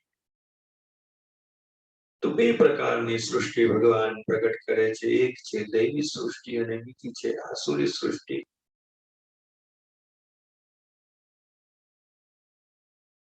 33 અધ્યાયની અંદર આ સર્ગ લીલા ના દર્શન આપણે કરવાના છે. જ્યારે વિદુરજીએ સાંભળ્યું કે ભગવાન દ્વારિકાધીશ હસ્તિનાપુર પધારવાના છે સંધિ પ્રસ્તાવ લઈને, ત્યારે વિદુરજીને બહુ પ્રસન્નતા થઈ. મનોમન મનોરથ પ્રગટ થયા વિદુરજીને, એમની ધર્મપત્ની સુલભાજીને, કે કદાચ અમારે આંગણે પણ ભગવાન પધારે. યુદ્ધ જ ઉપાય છે, પરંતુ યુદ્ધ ટાળવા માટે ભગવાન દુર્યોધનને મળવા માટે દૂત બનીને આવ્યા છે. ઘણું એને સમજાવ્યું. જો દુર્જનને સમજાવવું પણ કઠિન છે. એક વખત, બે વખત, 3 વખત સમજાવી છેલ્લે આપણે ખુદ સમજી જઈએ કે હવે આને સમજાવવા જેવો નથી. ભગવાને પણ પોતાનો બનતો પ્રયાસ કર્યો કે ભાઈ પાંડવોને 5 ગાંવ આપી દે અને યુદ્ધને ટાળ. દુર્યોધને અહંકારમાં આવીને કહ્યું કે 5 ગાંવ શું, હું 1 ગાંવ પણ ના, હું યુદ્ધ કરવા માટે તૈયાર છું. ભગવાન ત્યાંથી વિદાય લે છે. દુર્યોધનને ભોજન કરવા માટે વિનંતી કરી કે આપ આટલી દૂરથી આવ્યા છો, મારે ત્યાં ભોજન કરો. ભગવાન બોલ્યા કે હું ગમે ત્યાં ને ગમે તેનું ગમે ત્યારે લેતો નથી. દુર્યોધનથી વિદાય લઈ ભગવાન અનાયાસ કેટલા વર્ષોથી મનમાં મનોરથ રાખીને વિદુરજી અને સુલભાજી બેઠા હતા કે ક્યારેક એવો દિવસ આવે કે પ્રભુ મારા આંગણે પધારે, દ્વારકાધીશ મારા આંગણે પધારે. અને આજે સોનાનો દિવસ આવ્યો. દ્વાર ઉપર પ્રભુ થાળ્યા છે. જ્યાં દ્વાર ખોલ્યા, દ્વારકાધીશના દર્શન થયા. આજ ગોપાલ પાહુને આએ, કિત દેખું કિત ટહલ કરું, એક ન બનત ઉપાય. જેની અમે રાહ જોતા હતા, આતુરતાથી પ્રતીક્ષા કરતા હતા, મનમાં મનોરથ રાખ્યા હતા કે પ્રભુ મારા ઘર આંગણે આવે. અને એ જ પ્રભુ આજે ભક્તના મનોરથ પૂરા કરવા માટે એક વખત મનોરથ તો રાખો. મનમાં મનોરથ પ્રગટ કરો કે મારે ઠાકોરજી પધરાવા છે, ઠાકોરજીની સેવા કરવી છે. પ્રભુ સામે ચાલીને તમારા આંગણે પધારશે. જેવો તાપ વિદુરજીને અને સુલભાજીને હતો, ટકટકી લગાડીને દમલાજી, દામોદાસ, હસાનીજી ઝરોખા ઉપર બેઠા છે, માર્ગ જોઈ રહ્યા છે. 1 દિવસ નીકળ્યો, 2 દિવસ નીકળ્યા, 3 દિવસ, 4 દિવસ, 1 દિવસ તો એવો આવશે ને કે મારા શ્રી વલ્લભ આ રાજમાર્ગ ઉપરથી પધારશે. અને એ સંધ્યા કાળ છે અને દૂરથી જ એક પ્રકાશ પુંજ દેખાયો. શ્રી વલ્લભનો જય જયકાર સંભળાઈ રહ્યો છે. અને જ્યાં શ્રી વલ્લભ નામ એમના કર્ણમાં પડ્યું કે વલ્લભાધીશ કી જય, ઝરોખા ઉપરથી કૂદકો માર્યો. શ્રી મહાપ્રભુજીના ચરણમાં આળોટવા લાગ્યા. વિનંતી કરી, પ્રભુ આપ આટલો સમય મને તાપ કરાવ્યો. હું ક્યારથી આપની આતુરતાથી રાહ જોઈ રહ્યો હતો. આજે એવી જ દમલાજી જેવી સ્થિતિ આજે આ સુલભાજી અને વિદુરજીની થઈ છે. પ્રિયજનો, પ્રભુને એક આસન આપ્યું, સ્થાન આપ્યું છે. અને પ્રભુને આપણે સૌ જાણીએ છીએ, ભાવથી પ્રભુને ભોજન આરોગાવ્યા છે. ભક્તના મનોરથ પ્રભુએ પૂરા કર્યા.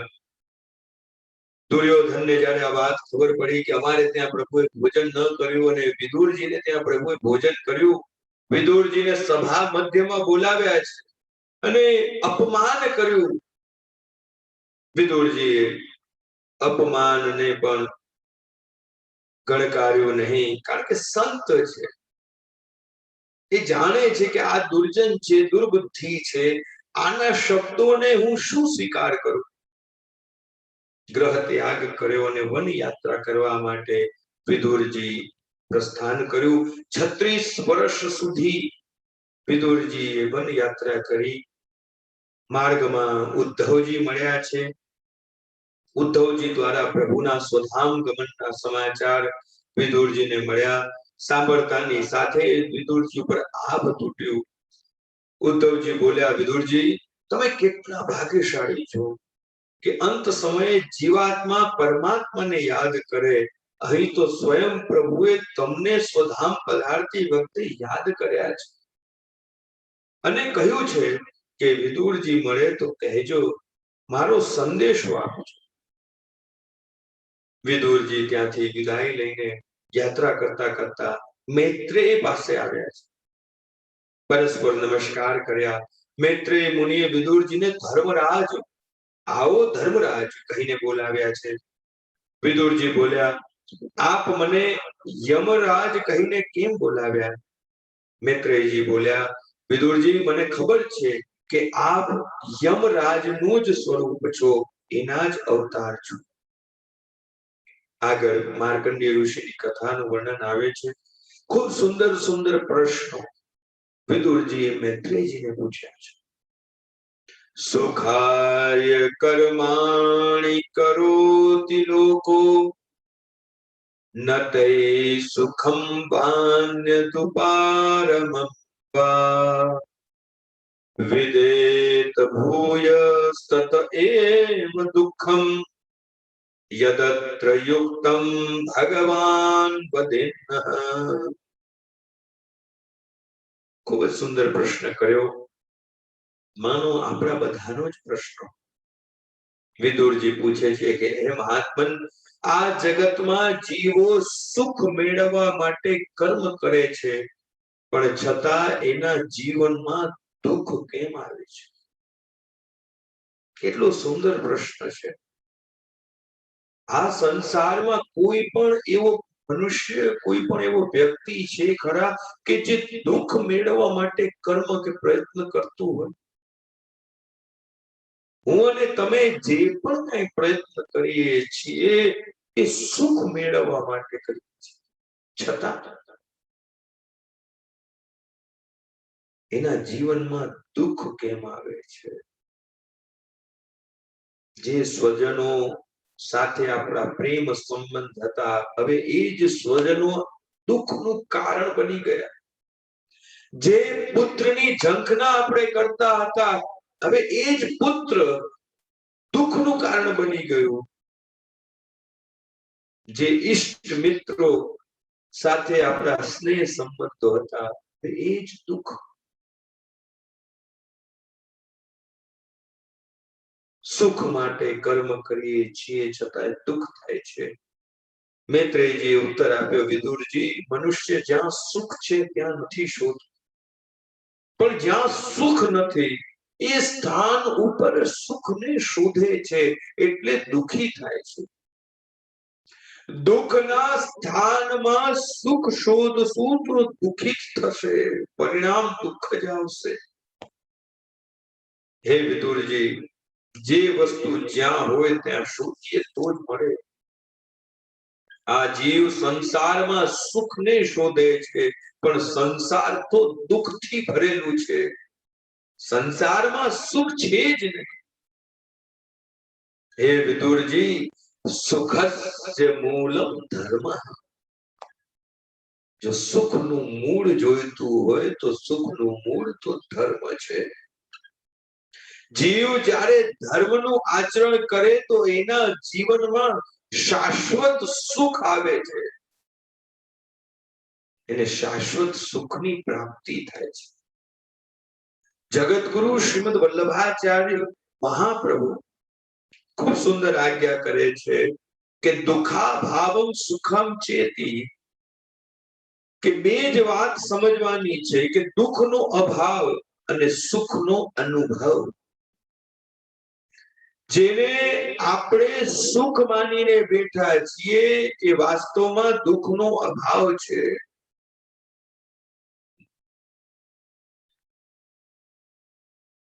જેમ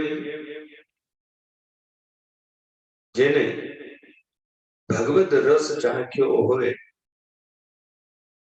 જેને આ સંસારના લૌકિક રસ કરતા પણ જેને ભગવદ રસ માણ્યો હોય, એને આ સંસારના રસ ફીકા જ લાગે. જેમ પેંડો ખાધો હોય અને પેંડા ખાધા પછી મીઠું દૂધ લીધું હોય તો એ દૂધ પણ આપણને ફીકું લાગે છે. વાસ્તવમાં એ દૂધ ફીકું નથી, પણ એ દૂધ મીઠું જેટલું છે એના કરતા પણ ગળ્યું મીઠું આપણે પેંડો ખાધો છે એટલા માટે આપણને ફીકું લાગે છે. જેને ભગવદ રસ ચાખ્યો હોય એને પછી આ સંસારનો રસ ફીકો જ લાગે છે. હે વિદુરજી, દુઃખ આવવાના 7 દરવાજા છે. ધ્યાન આપજો વાલા વિષ્ણુ, આપણા જીવનમાં દુઃખ આવવાના 7 દ્વાર. પહેલો દ્વાર છે દુરાચાર. દુરાચારથી જીવનમાં દુઃખ આવે છે. બીજો દ્વાર છે દુસ્સંગ. કોઈ એવા ખરાબ વ્યક્તિના સંગમાં આપણે આવી જઈએ કે એ સંગના પ્રભાવથી આપણા જીવનમાં દુઃખ આવે. ત્રીજો દ્વાર છે દુર્બુદ્ધિ. ચોથો દ્વાર છે દુરાગ્રહ. આ જોઈએ જ જોઈએ, આના વગર ન ચાલે, અને પછી એ વસ્તુ ન પ્રાપ્ત થાય આપણે દુઃખી થઈએ છીએ. એટલે જ કહેવાય છે ને કે ચાલશે, વાવશે અને ગમશે. જે પણ હોય ચાલશે, વાવશે. દુરાગ્રહથી દુઃખ આવે છે. છઠ્ઠું કારણ છે દુર્વ્યસનથી દુઃખ આવે છે. ખરાબ વ્યસન. દુસ્સંગથી દુર્બુદ્ધિ અને દુર્બુદ્ધિથી દુર્વ્યસન સ્વાભાવિક છે. આપણે જોઈએ છીએ કેટલા ખરાબ વ્યસન આપણે પહેલા સેવીએ અને પછી પરિણામ શું આવે? આપણે બધા બુદ્ધિજીવી છીએ, બધું જ જાણીએ છીએ. દુર્વ્યસનથી દુઃખ આવે, દુર્ભાગ્યથી દુઃખ આવે છે, અને છેલ્લું છે દુષ્ચરિત્રથી જીવનમાં દુઃખ આવે છે.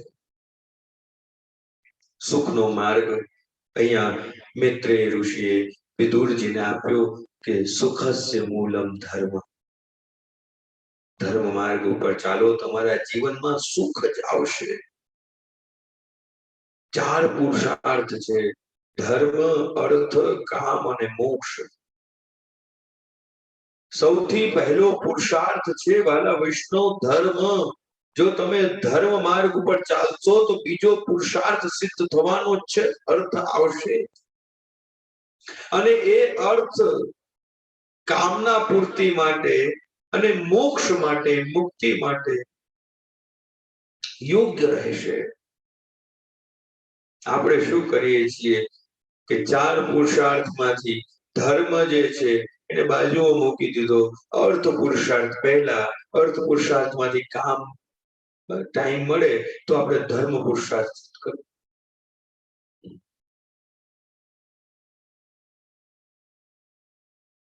ધર્મ, અર્થ, કામ અને મોક્ષ. સૌથી પહેલા ધર્મ સિદ્ધ કરીએ. સુખસ્ય મૂલમ ધર્મ. સુખ શાશ્વત જો આપણે ઈચ્છતા હોય તો ધર્મ માર્ગ ઉપર ચાલવાથી જ એ શાશ્વત સુખ મળે છે.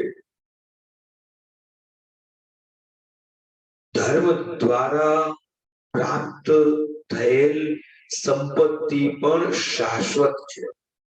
આપણે જોઈએ છીએ, નહીં તો કેટલો પૈસો આપણે એમને દવા અને દારૂમાં વેડફી નાખીએ છીએ. ખૂબ કમાઈએ છીએ પણ ટકતું નથી. કારણ આપણે શું જાણીએ છીએ? ધર્મસ્ય સુખસ્ય મૂલમ ધર્મ. આગળ કથા કહેતા સૃષ્ટિ સર્જનનો ઇતિહાસ પૂછ્યો વિદુરજીએ. આ સૃષ્ટિ સર્જન કઈ રીતે થઈ? મૈત્રેયજીએ આ સૃષ્ટિના સર્જનની કથા કહી. ભગવાન ક્ષીર સાગર ઉપર ઓઢેલા છે અને એમના નાભી કમલમાંથી બ્રહ્માજી પ્રગટ થયા. બ્રહ્માજીને આજ્ઞા કરી ભગવાને કે તમે મૈથુનની સૃષ્ટિ પ્રગટ કરો. બ્રહ્માજીએ કહ્યું, પ્રભુ પૃથ્વી તો હિરણાક્ષ રસાતલમાં પહેલાથી જ લઈ ગયો છે. હું સૃષ્ટિ પ્રગટ તો કરું, પણ એ સૃષ્ટિને ક્યાં સ્થિત કરું? કોઈ સ્થાન તો હોવું જોઈએ. પહેલા પૃથ્વીને બ્રહ્માંડમાં આખું પ્રસ્થાપિત કરો, પછી હું સૃષ્ટિનો વિસ્તાર કરીશ. બ્રહ્માજીની વિનંતી સાંભળીને પ્રભુએ પોતાની નાસિકામાંથી વરાહ સ્વરૂપ ધારણ કરીને પ્રગટ થઈ ગયા.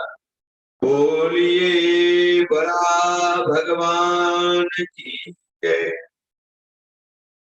વરાહનું સ્વરૂપ ધારણ કરી ભગવાન પૃથ્વીને સૂંઘતા સૂંઘતા રસાતલમાં ગયા છે, જ્યાં હિરણાક્ષે પૃથ્વીને સંતાડી દીધી છે.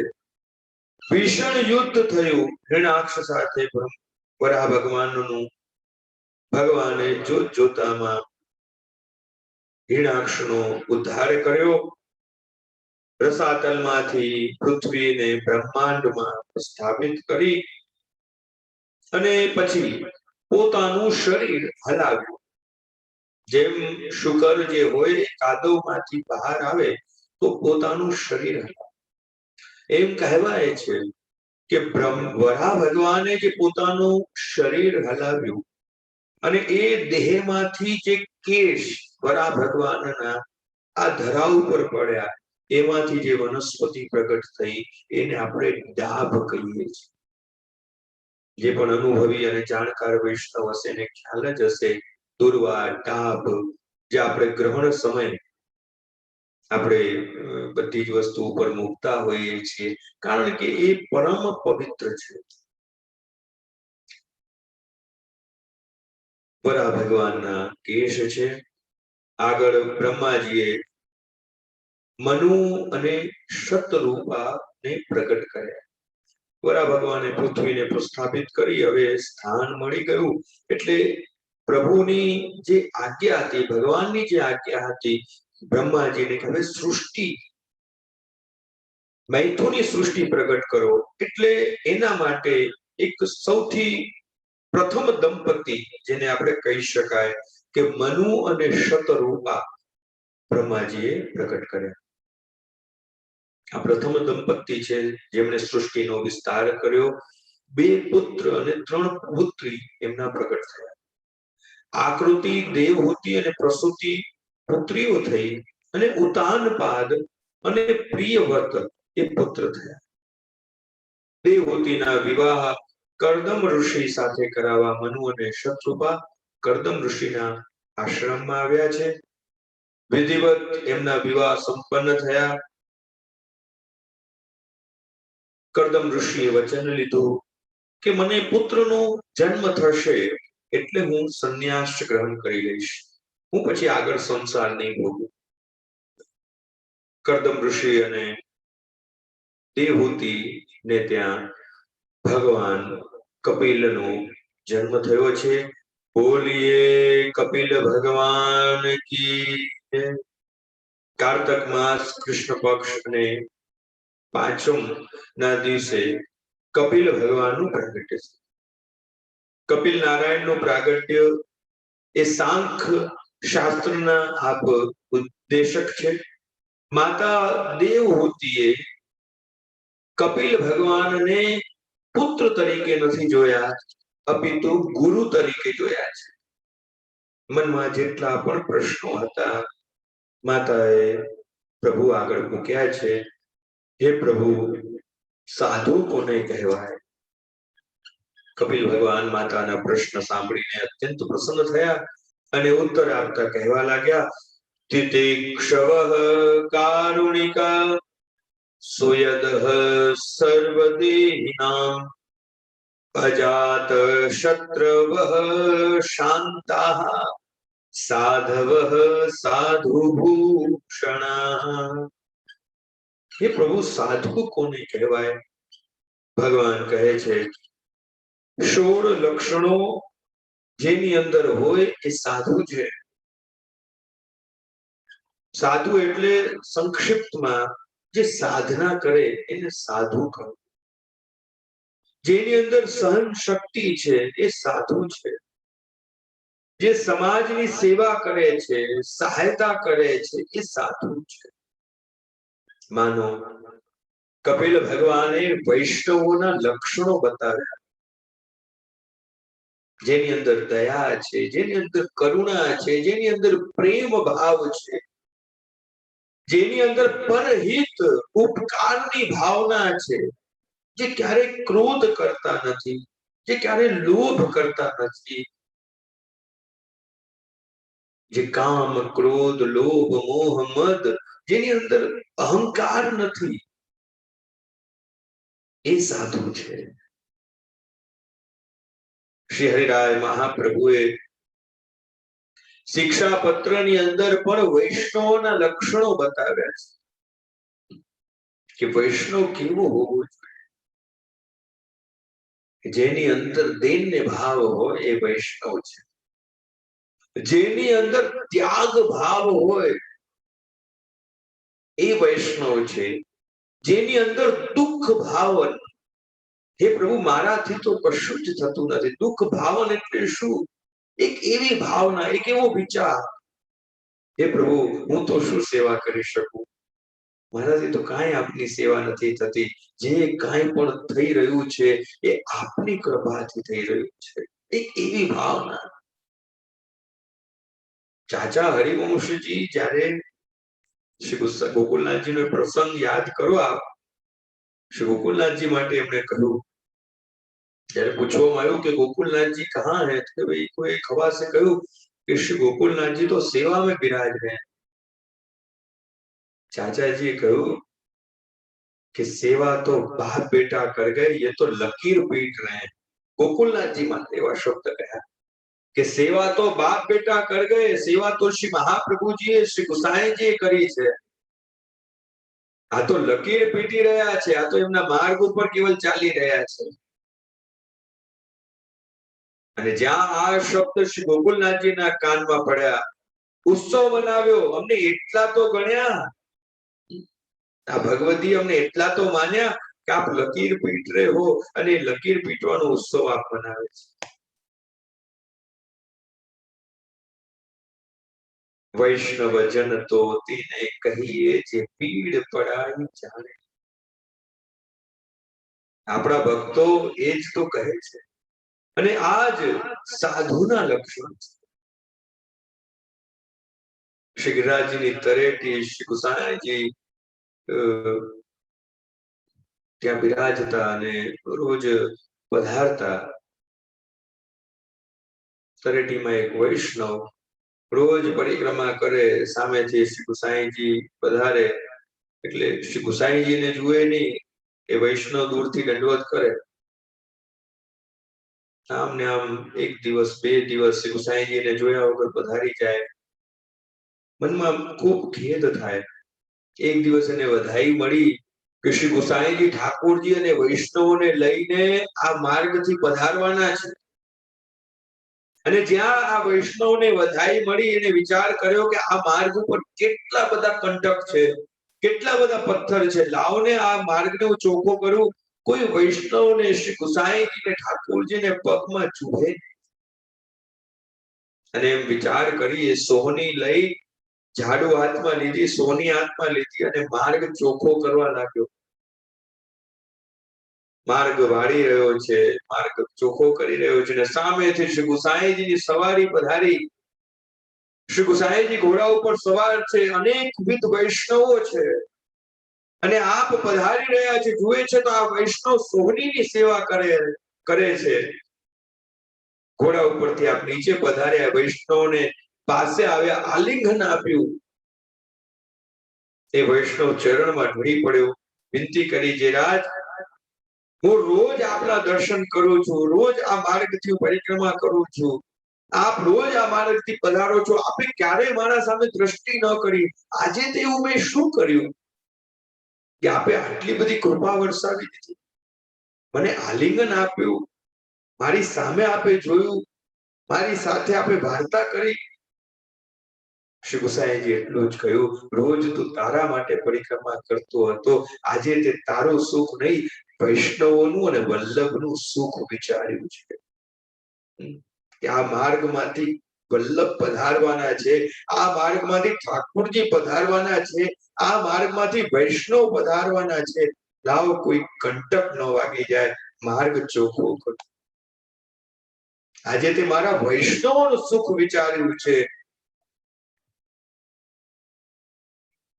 વૈષ્ણવજન તો તેને કહીએ. ભલા વૈષ્ણવ સાધુ કોણ છે? જે સરળ છે, જેની અંદર અહંકાર નથી, જેની અંદર દૈન્ય ભાવ છે. એવા આપણા કેવલ ભગવતીય વૈષ્ણવની અંદર જ નહીં, અપિતુ આપણા આચાર્યો શ્રી હરિરાય મહાપ્રભુ, જેમના માટે એમ કહેવાય કે દીનતા સાગર, કે જ્યારે કોઈ ન કરે એ સેવા. એવો પ્રસંગ આવે છે કે એક વખત શ્રીનાથજી બાવાના જે ચોકીદાર હતા એ રજા ઉપર ગયા. તો શરણાઈ મહાપ્રભુને જયારે સૂચના મળી કે આજે શ્રીનાથજીની ચોકી કરનાર કોઈ નથી, પોતે હાથમાં દંડો છડી લીધી અને ભાનસ બીજા હાથમાં લઈ શ્રી હરિરાય મહાપ્રભુ પોતે શ્રીનાથજી બાવાની ચોકીદારીની સેવા કરવા બદલ ઇતિહાસ પ્રમાણ છે. આપણા આચાર્યોની મહત્તા અને દીનતા છે. જે સરળ છે એ જ સાધુ છે. અહીંયા માતાએ પણ અનેક અનેક પ્રશ્નો પૂછ્યા. સાધુના લક્ષણો શું છે? પ્રભુની ભક્તિ શું છે? કપિલ ભગવાન ઉત્તર આપ્યો કે માતા, ભક્તિના 4 પ્રકાર છે: સાત્વિક ભક્તિ, રાજસ ભક્તિ, તામસ ભક્તિ અને નિર્ગુણ ભક્તિ.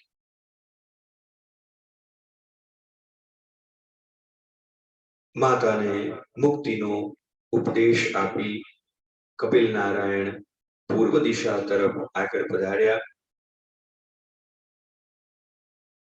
અનેક અનેક પ્રશ્નો અને અનેક અનેક એના સમાધાનો, જિજ્ઞાસા પ્રગટ થવી જોઈએ. બસ અમે ઘણી વખત વૈષ્ણવોને કહીએ કે આપ આટલો આટલો સત્સંગ કરો છો, આટલું આટલું વાંચન કરો છો, આટલી આટલી કથાઓ શ્રવણ કરો છો, પરિણામ સ્વરૂપે કોઈ પ્રશ્ન પ્રગટ થાય છે? જે વૈષ્ણવ નિત્ય સત્સંગ કરતા હોય, નિત્ય વાર્તાજીનું વાંચન કરતા હોય કે પછી ભાગવત ભગવદ ગીતાનું પારાયણ કરતા હોય, એને જિજ્ઞાસા પ્રગટ થવી સ્વાભાવિક છે, સહજ છે. અનેક અનેક પ્રશ્ન એના હૃદયમાં પ્રગટ. તમે વિચાર કરો, માતા દેવહૂતિએ પોતાના પુત્રને પુત્ર રૂપે ન દેખીને ગુરુ સ્વરૂપ દર્શન કર્યા છે, અને એમની જેટલી પણ જિજ્ઞાસાઓ હતી, માતાએ પુત્રની આગળ પ્રગટ કરી છે. સાંખ્ય શાસ્ત્રનો ઉપદેશ આપ્યો, સાધુના અને ભક્તિના લક્ષણોની ચર્ચા કરવામાં આવી. આવો આ સાથે જ આપણે તૃતીય સ્કંદને અહીંયા વિરામ આપી ચતુર્થ સ્કંદની અંદર પ્રવેશ કરીએ. બોલો શ્રી ભાગવત ભગવાન કી જય. શ્રી કૃષ્ણ કનૈયા લાલ જય. આજે ત્રીજો દિવસ છે અને કહેવાય છે કે ચતુર્થી કૃષ્ણ જન્મની. આવતીકાલે ચોથો દિવસ, એટલે કે આપણા કૃષ્ણનું પ્રાગટ્યનો દિવસ. દસમો સ્કંદ સુધીની યાત્રા આપણે કરવાની છે, કારણ કે ભગવાનનું પ્રાગટ્ય દસમ સ્કંદ એટલે કે હૃદય.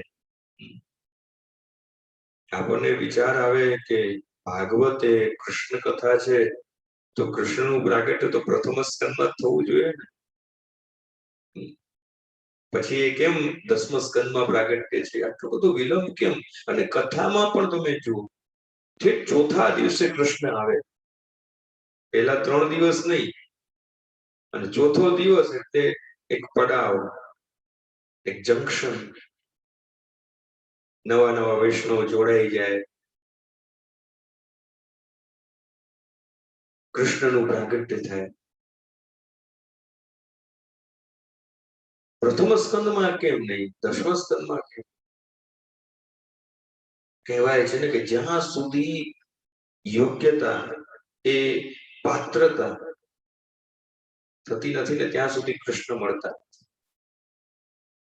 કૃષ્ણને મેળવવા જેટલા સરળ છે એટલા જ કઠિન છે. સરળ પણ એટલા જ છે કૃષ્ણ, અને કઠિન પણ એટલા જ છે. દરેકને સમજાય નહીં. ગોપીજનોને સમજાઈ ગયા, જેટલા પણ સખાઓ હતા એને સમજાઈ ગયા, પણ કંસને ન સમજાણા. कृष्ण सरल हैं, सुलभ हैं, लेकिन जो कृष्ण को पाना चाहते ऐसे जीवों के लिए एक बार एक शिष्य એના ગુરુ પાસે આવ્યો, વિનંતી કરી, ગુરુદેવ, હું મારા જીવનમાં ભગવત પ્રાપ્તિ કરી શકું, કૃષ્ણને મેળવી શકું? क्या मैं कृष्ण को प्राप्त कर सकता हूं? ગુરુદેવે તત્કાલ એનો ઉત્તર ના આપ્યો. બીજા દિવસે સ્નાનનો સમય હતો, સરોવરમાં નદીમાં સ્નાન કરવા લઈ ગયા, અને જ્યાં ગુરુ અને શિષ્ય ડૂબકી મારી, ગુરુ તો તત્કાલ બહાર આવ્યા, શિષ્ય જલની અંદર હતો, ડૂબકી અંદર જલમાં મારેલી હતી. શિષ્યના માથા ઉપર ગુરુએ હાથ મૂકી. શિષ્ય પ્રયત્ન કરે છે, જળમાંથી બહાર આવી શકતો નથી, ખૂબ પ્રયત્ન કરે છે, હાથ હલાવી રહ્યો છે, પગ હલાવી રહ્યો છે. સમય વીત્યો અને ખૂબ પ્રયત્ન કર્યા છતાં બહાર ન આવી શક્યો. ગુરુ સમજી ગયા કે હવે આને બહાર લાવવો પડશે, નહીં તો આનું મૃત્યુ થશે. બહાર આવ્યો, શ્વાસ લેવા લાગ્યો. ગુરુદેવે કહ્યું, કેવો અનુભવ થયો? શિષ્ય એટલું જ કહ્યું, ગુરુદેવ, જો આપ હાથ ઉપાડત નહીં તો હું મરી જાત. જો હું એક શ્વાસ લે નહીં તો હું મરી જાત. ગુરુદેવે કહ્યું, પુત્ર, તારો જે પ્રશ્ન હતો ને કે હું ઈશ્વરને પામી શકું, આ એનો ઉત્તર છે. જ્યાં સુધી આવી તાલાવેલી, જેવી તાલાવેલી તને તારા જીવ બચાવવા માટે હતી, કે જો હું હવે એક શ્વાસ ન લઉં તો મને મૃત્યુ આવશે, બસ એવી જ તાલાવેલી તને તારા ભગવત દર્શન માટે, કૃષ્ણ દર્શન માટે થશે. એ જ ક્ષણ તને કૃષ્ણના દર્શન થઈ જશે. આવશ્યકતા છે બસ એ તાપ, એ તાલાવેલી, મને ક્યારે ભગવત દર્શન થાય. એ જાતક જેવી વૃત્તિ કે સ્વાતિ નક્ષત્રનું જળ આવે ત્યારે જ એ પોતાની પ્યાસ મિટાવે છે.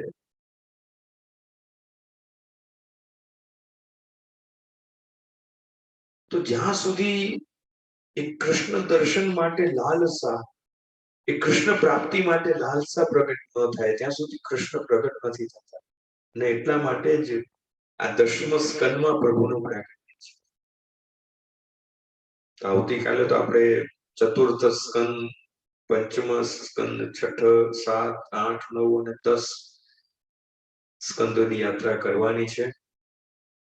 સંક્ષિપ્તમાં આજે આપણે ચતુર્થ સ્કંદના દર્શન કરીએ. ચતુર્થ સ્કંદ વિસર્ગ લીલા ભગવાનનું શ્રીનાથજી બાવાનું વામ બાહુ 31 અધ્યાય આની અંદર છે અને 4 પ્રકરણ શ્રી મહાપ્રભુજીએ આના પ્રગટ કર્યા છે. ધર્મ, અર્થ, કામ અને મોક્ષ. આ 4 પ્રકરણમાં એક પ્રકરણમાં એક ચરિત્રના દર્શન આપણે કરવાના છે. અર્થ અને કામ કર્મ આધારિત છે અને ધર્મ અને મોક્ષ જે છે ભાગ્યને આધારિત છે. સૌથી પહેલું છે ધર્મ પ્રકરણ. ધ્યાન આપો. દક્ષ યજ્ઞની કથા આ ધર્મ પ્રકરણમાં આવે છે. દક્ષના વિવાહ પ્રસૂતિ સાથે કરવામાં આવ્યા. 16 કન્યાઓ થઈ. એમાંથી 13 કન્યા ધર્મને પરણાવી અને બધાને એક પુત્ર એ કન્યાઓથી થયા છે. ખૂબ જ સુંદર આ ધર્મનો પરિવાર છે. આવો આપણે એના દર્શન કરીએ. સૌથી પહેલી કન્યા છે શ્રદ્ધા, ધર્મની પત્ની, જેનો પુત્ર છે શુભ. જ્યાં શ્રદ્ધા છે ત્યાં શુભ થવાનું છે. બીજી પત્નીનું નામ છે મૈત્રેયી, જેનો પુત્ર છે પ્રસાદ. ત્રીજી પત્ની છે દયા, જેનાથી પુત્ર થયો અભયત્વ. ચોથી પત્ની શાંતિ, જેના પુત્રનું નામ છે સુખ. ઘણા એમ કહે ને સુખ હોય તો શાંતિ મળે. ખોટી વાત છે. પેલા માં હોય તો દીકરો આવે. જીવનમાં જ્યારે શાંતિ હોય ને તો જ શાશ્વત સુખનો અનુભવ થાય. ઘણા એવું ઉલટું વિચારતા હોય, અમે તો સુખી છીએ એટલે શાંતિ છે. સુખ હોય તો જ શાંતિ મળે. જીવનમાં જ્યારે શાંતિ હોય ત્યારે સુખનો અનુભવ થાય છે. પાંચમી પત્ની છે તૃષ્ટિ, જેનાથી પુત્ર થયો મુદ.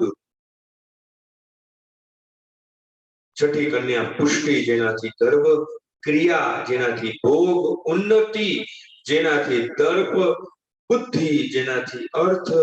મેઘાથી સ્મૃતિ પુત્ર ઉત્પન્ન થયો. તિતિક્ષાથી ક્ષેમ ઉત્પન્ન થયો.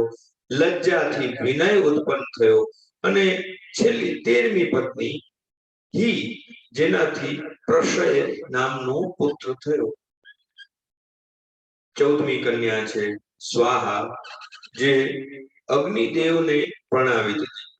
એટલા માટે જ આપણે જ્યારે યજ્ઞ કરતા હોઈએ છીએ ત્યારે જ્યારે આહુતિ આપવામાં આવે અગ્નિને ત્યારે સ્વાહા બોલીએ છીએ. કારણ કે એ સ્વાહા જે છે એ અગ્નિદેવની પત્ની છે. 15મી કન્યા છે બીજનો સ્વધા, જે પિતૃઓને પરણાવી દીધી છે. એટલે પિતૃ પક્ષમાં સ્વધા બોલવામાં આવે. પિતૃ તર્પણ આપણે જ્યારે કહીએ છીએ ત્યારે સ્વધા બોલીએ છીએ. 16મી કન્યા છે સતી, અને સતીના વિવાહ મહાદેવજી સાથે કરવામાં આવ્યા. વિદુરજી અને મૈત્રેયજીનો દિવ્ય સત્સંગ અહીંયા ચાલી રહ્યો છે. વિદુરજીએ પૂછ્યું કે મહાદેવજી તો આત્મારામ છે, પછી એમને દક્ષ સાથે વેર કેમ બંધાયો? 16મી કન્યા જે સતી છે, જેનો વિવાહ મહાદેવજી સાથે થયો. પાર્વતી સતી એટલે પાર્વતી એટલે કે મહાદેવજીના સસુર થયા દક્ષ. વિદુરજીએ પ્રશ્ન કર્યો કે મહાદેવજી તો આત્મારામ છે, એમની સાથે દક્ષનો વેર કેમ બંધાયો? કથા કહેતા મૈત્રેયજી કહેવા લાગ્યા કે દક્ષને પ્રજાપતિના વડા બનાવ્યા ત્યારે તેમનામાં ભારે અહંકાર.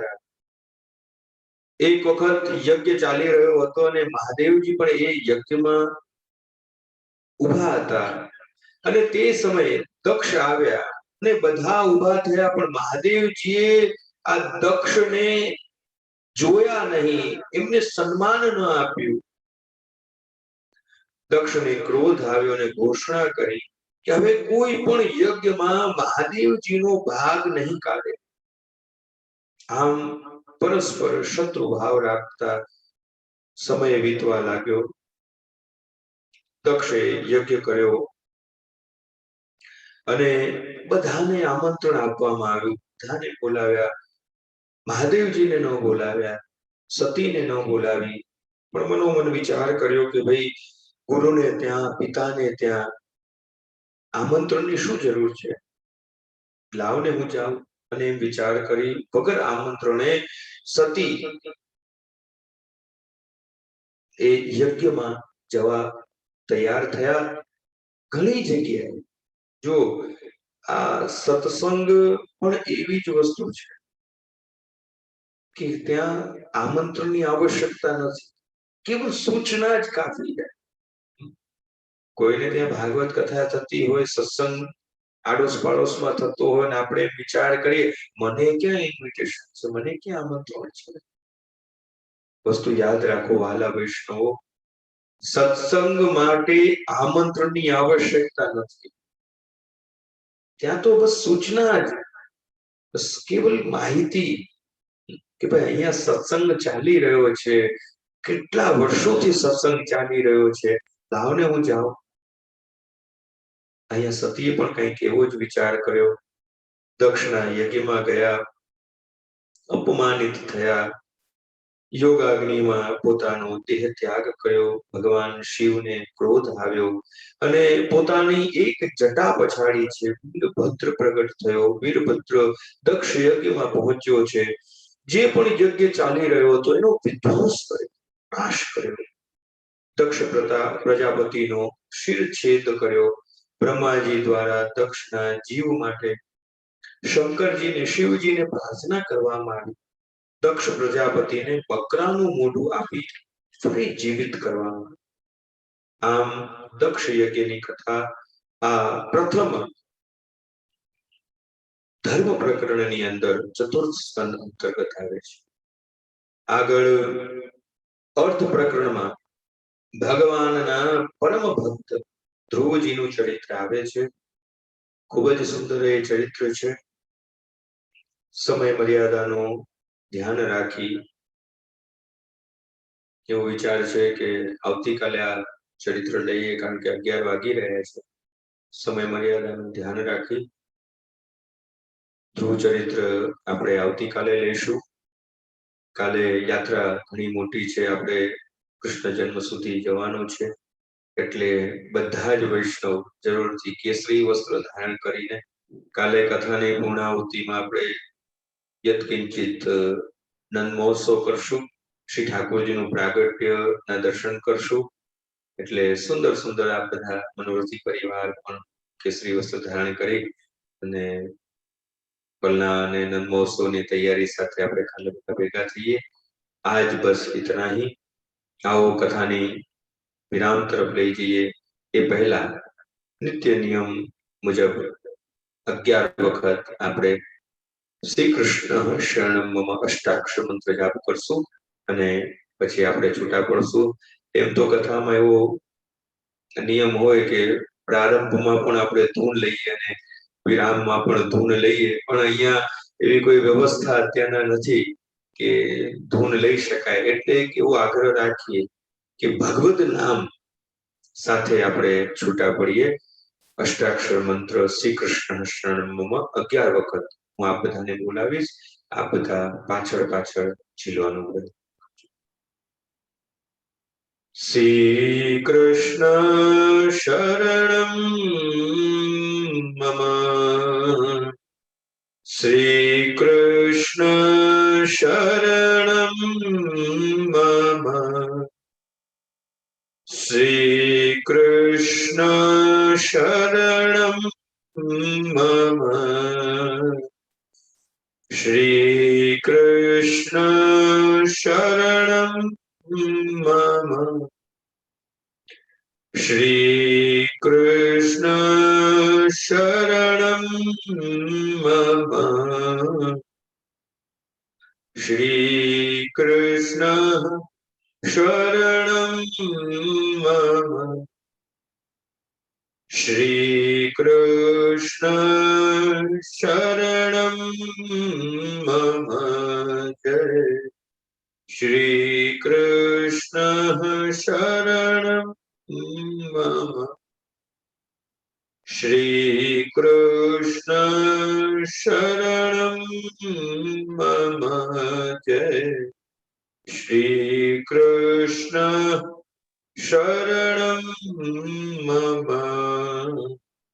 श्री कृष्ण शरणं बोलो श्री वल्लभाधीश की जय श्री भागवत भगवान की जय श्री कृष्ण कन्हैया की આજે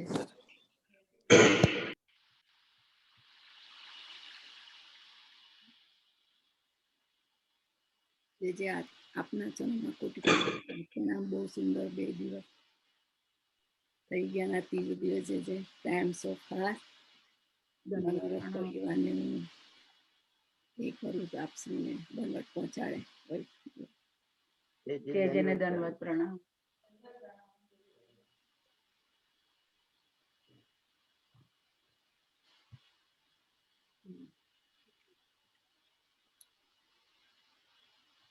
મનોરથ પરિવાર દંડવત પ્રણામ પહોંચાડે.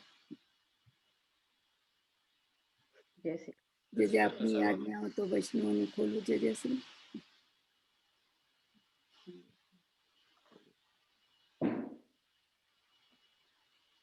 વૈષ્ણવો અન્મ્યુટ કરીને દંડવત પહોંચાડે. જે અમારા દળવંત પ્રણામ જે છે, સાક્ષાત દળવંત પ્રણામ જે છે. પ્રણામ. Thank you, Smita.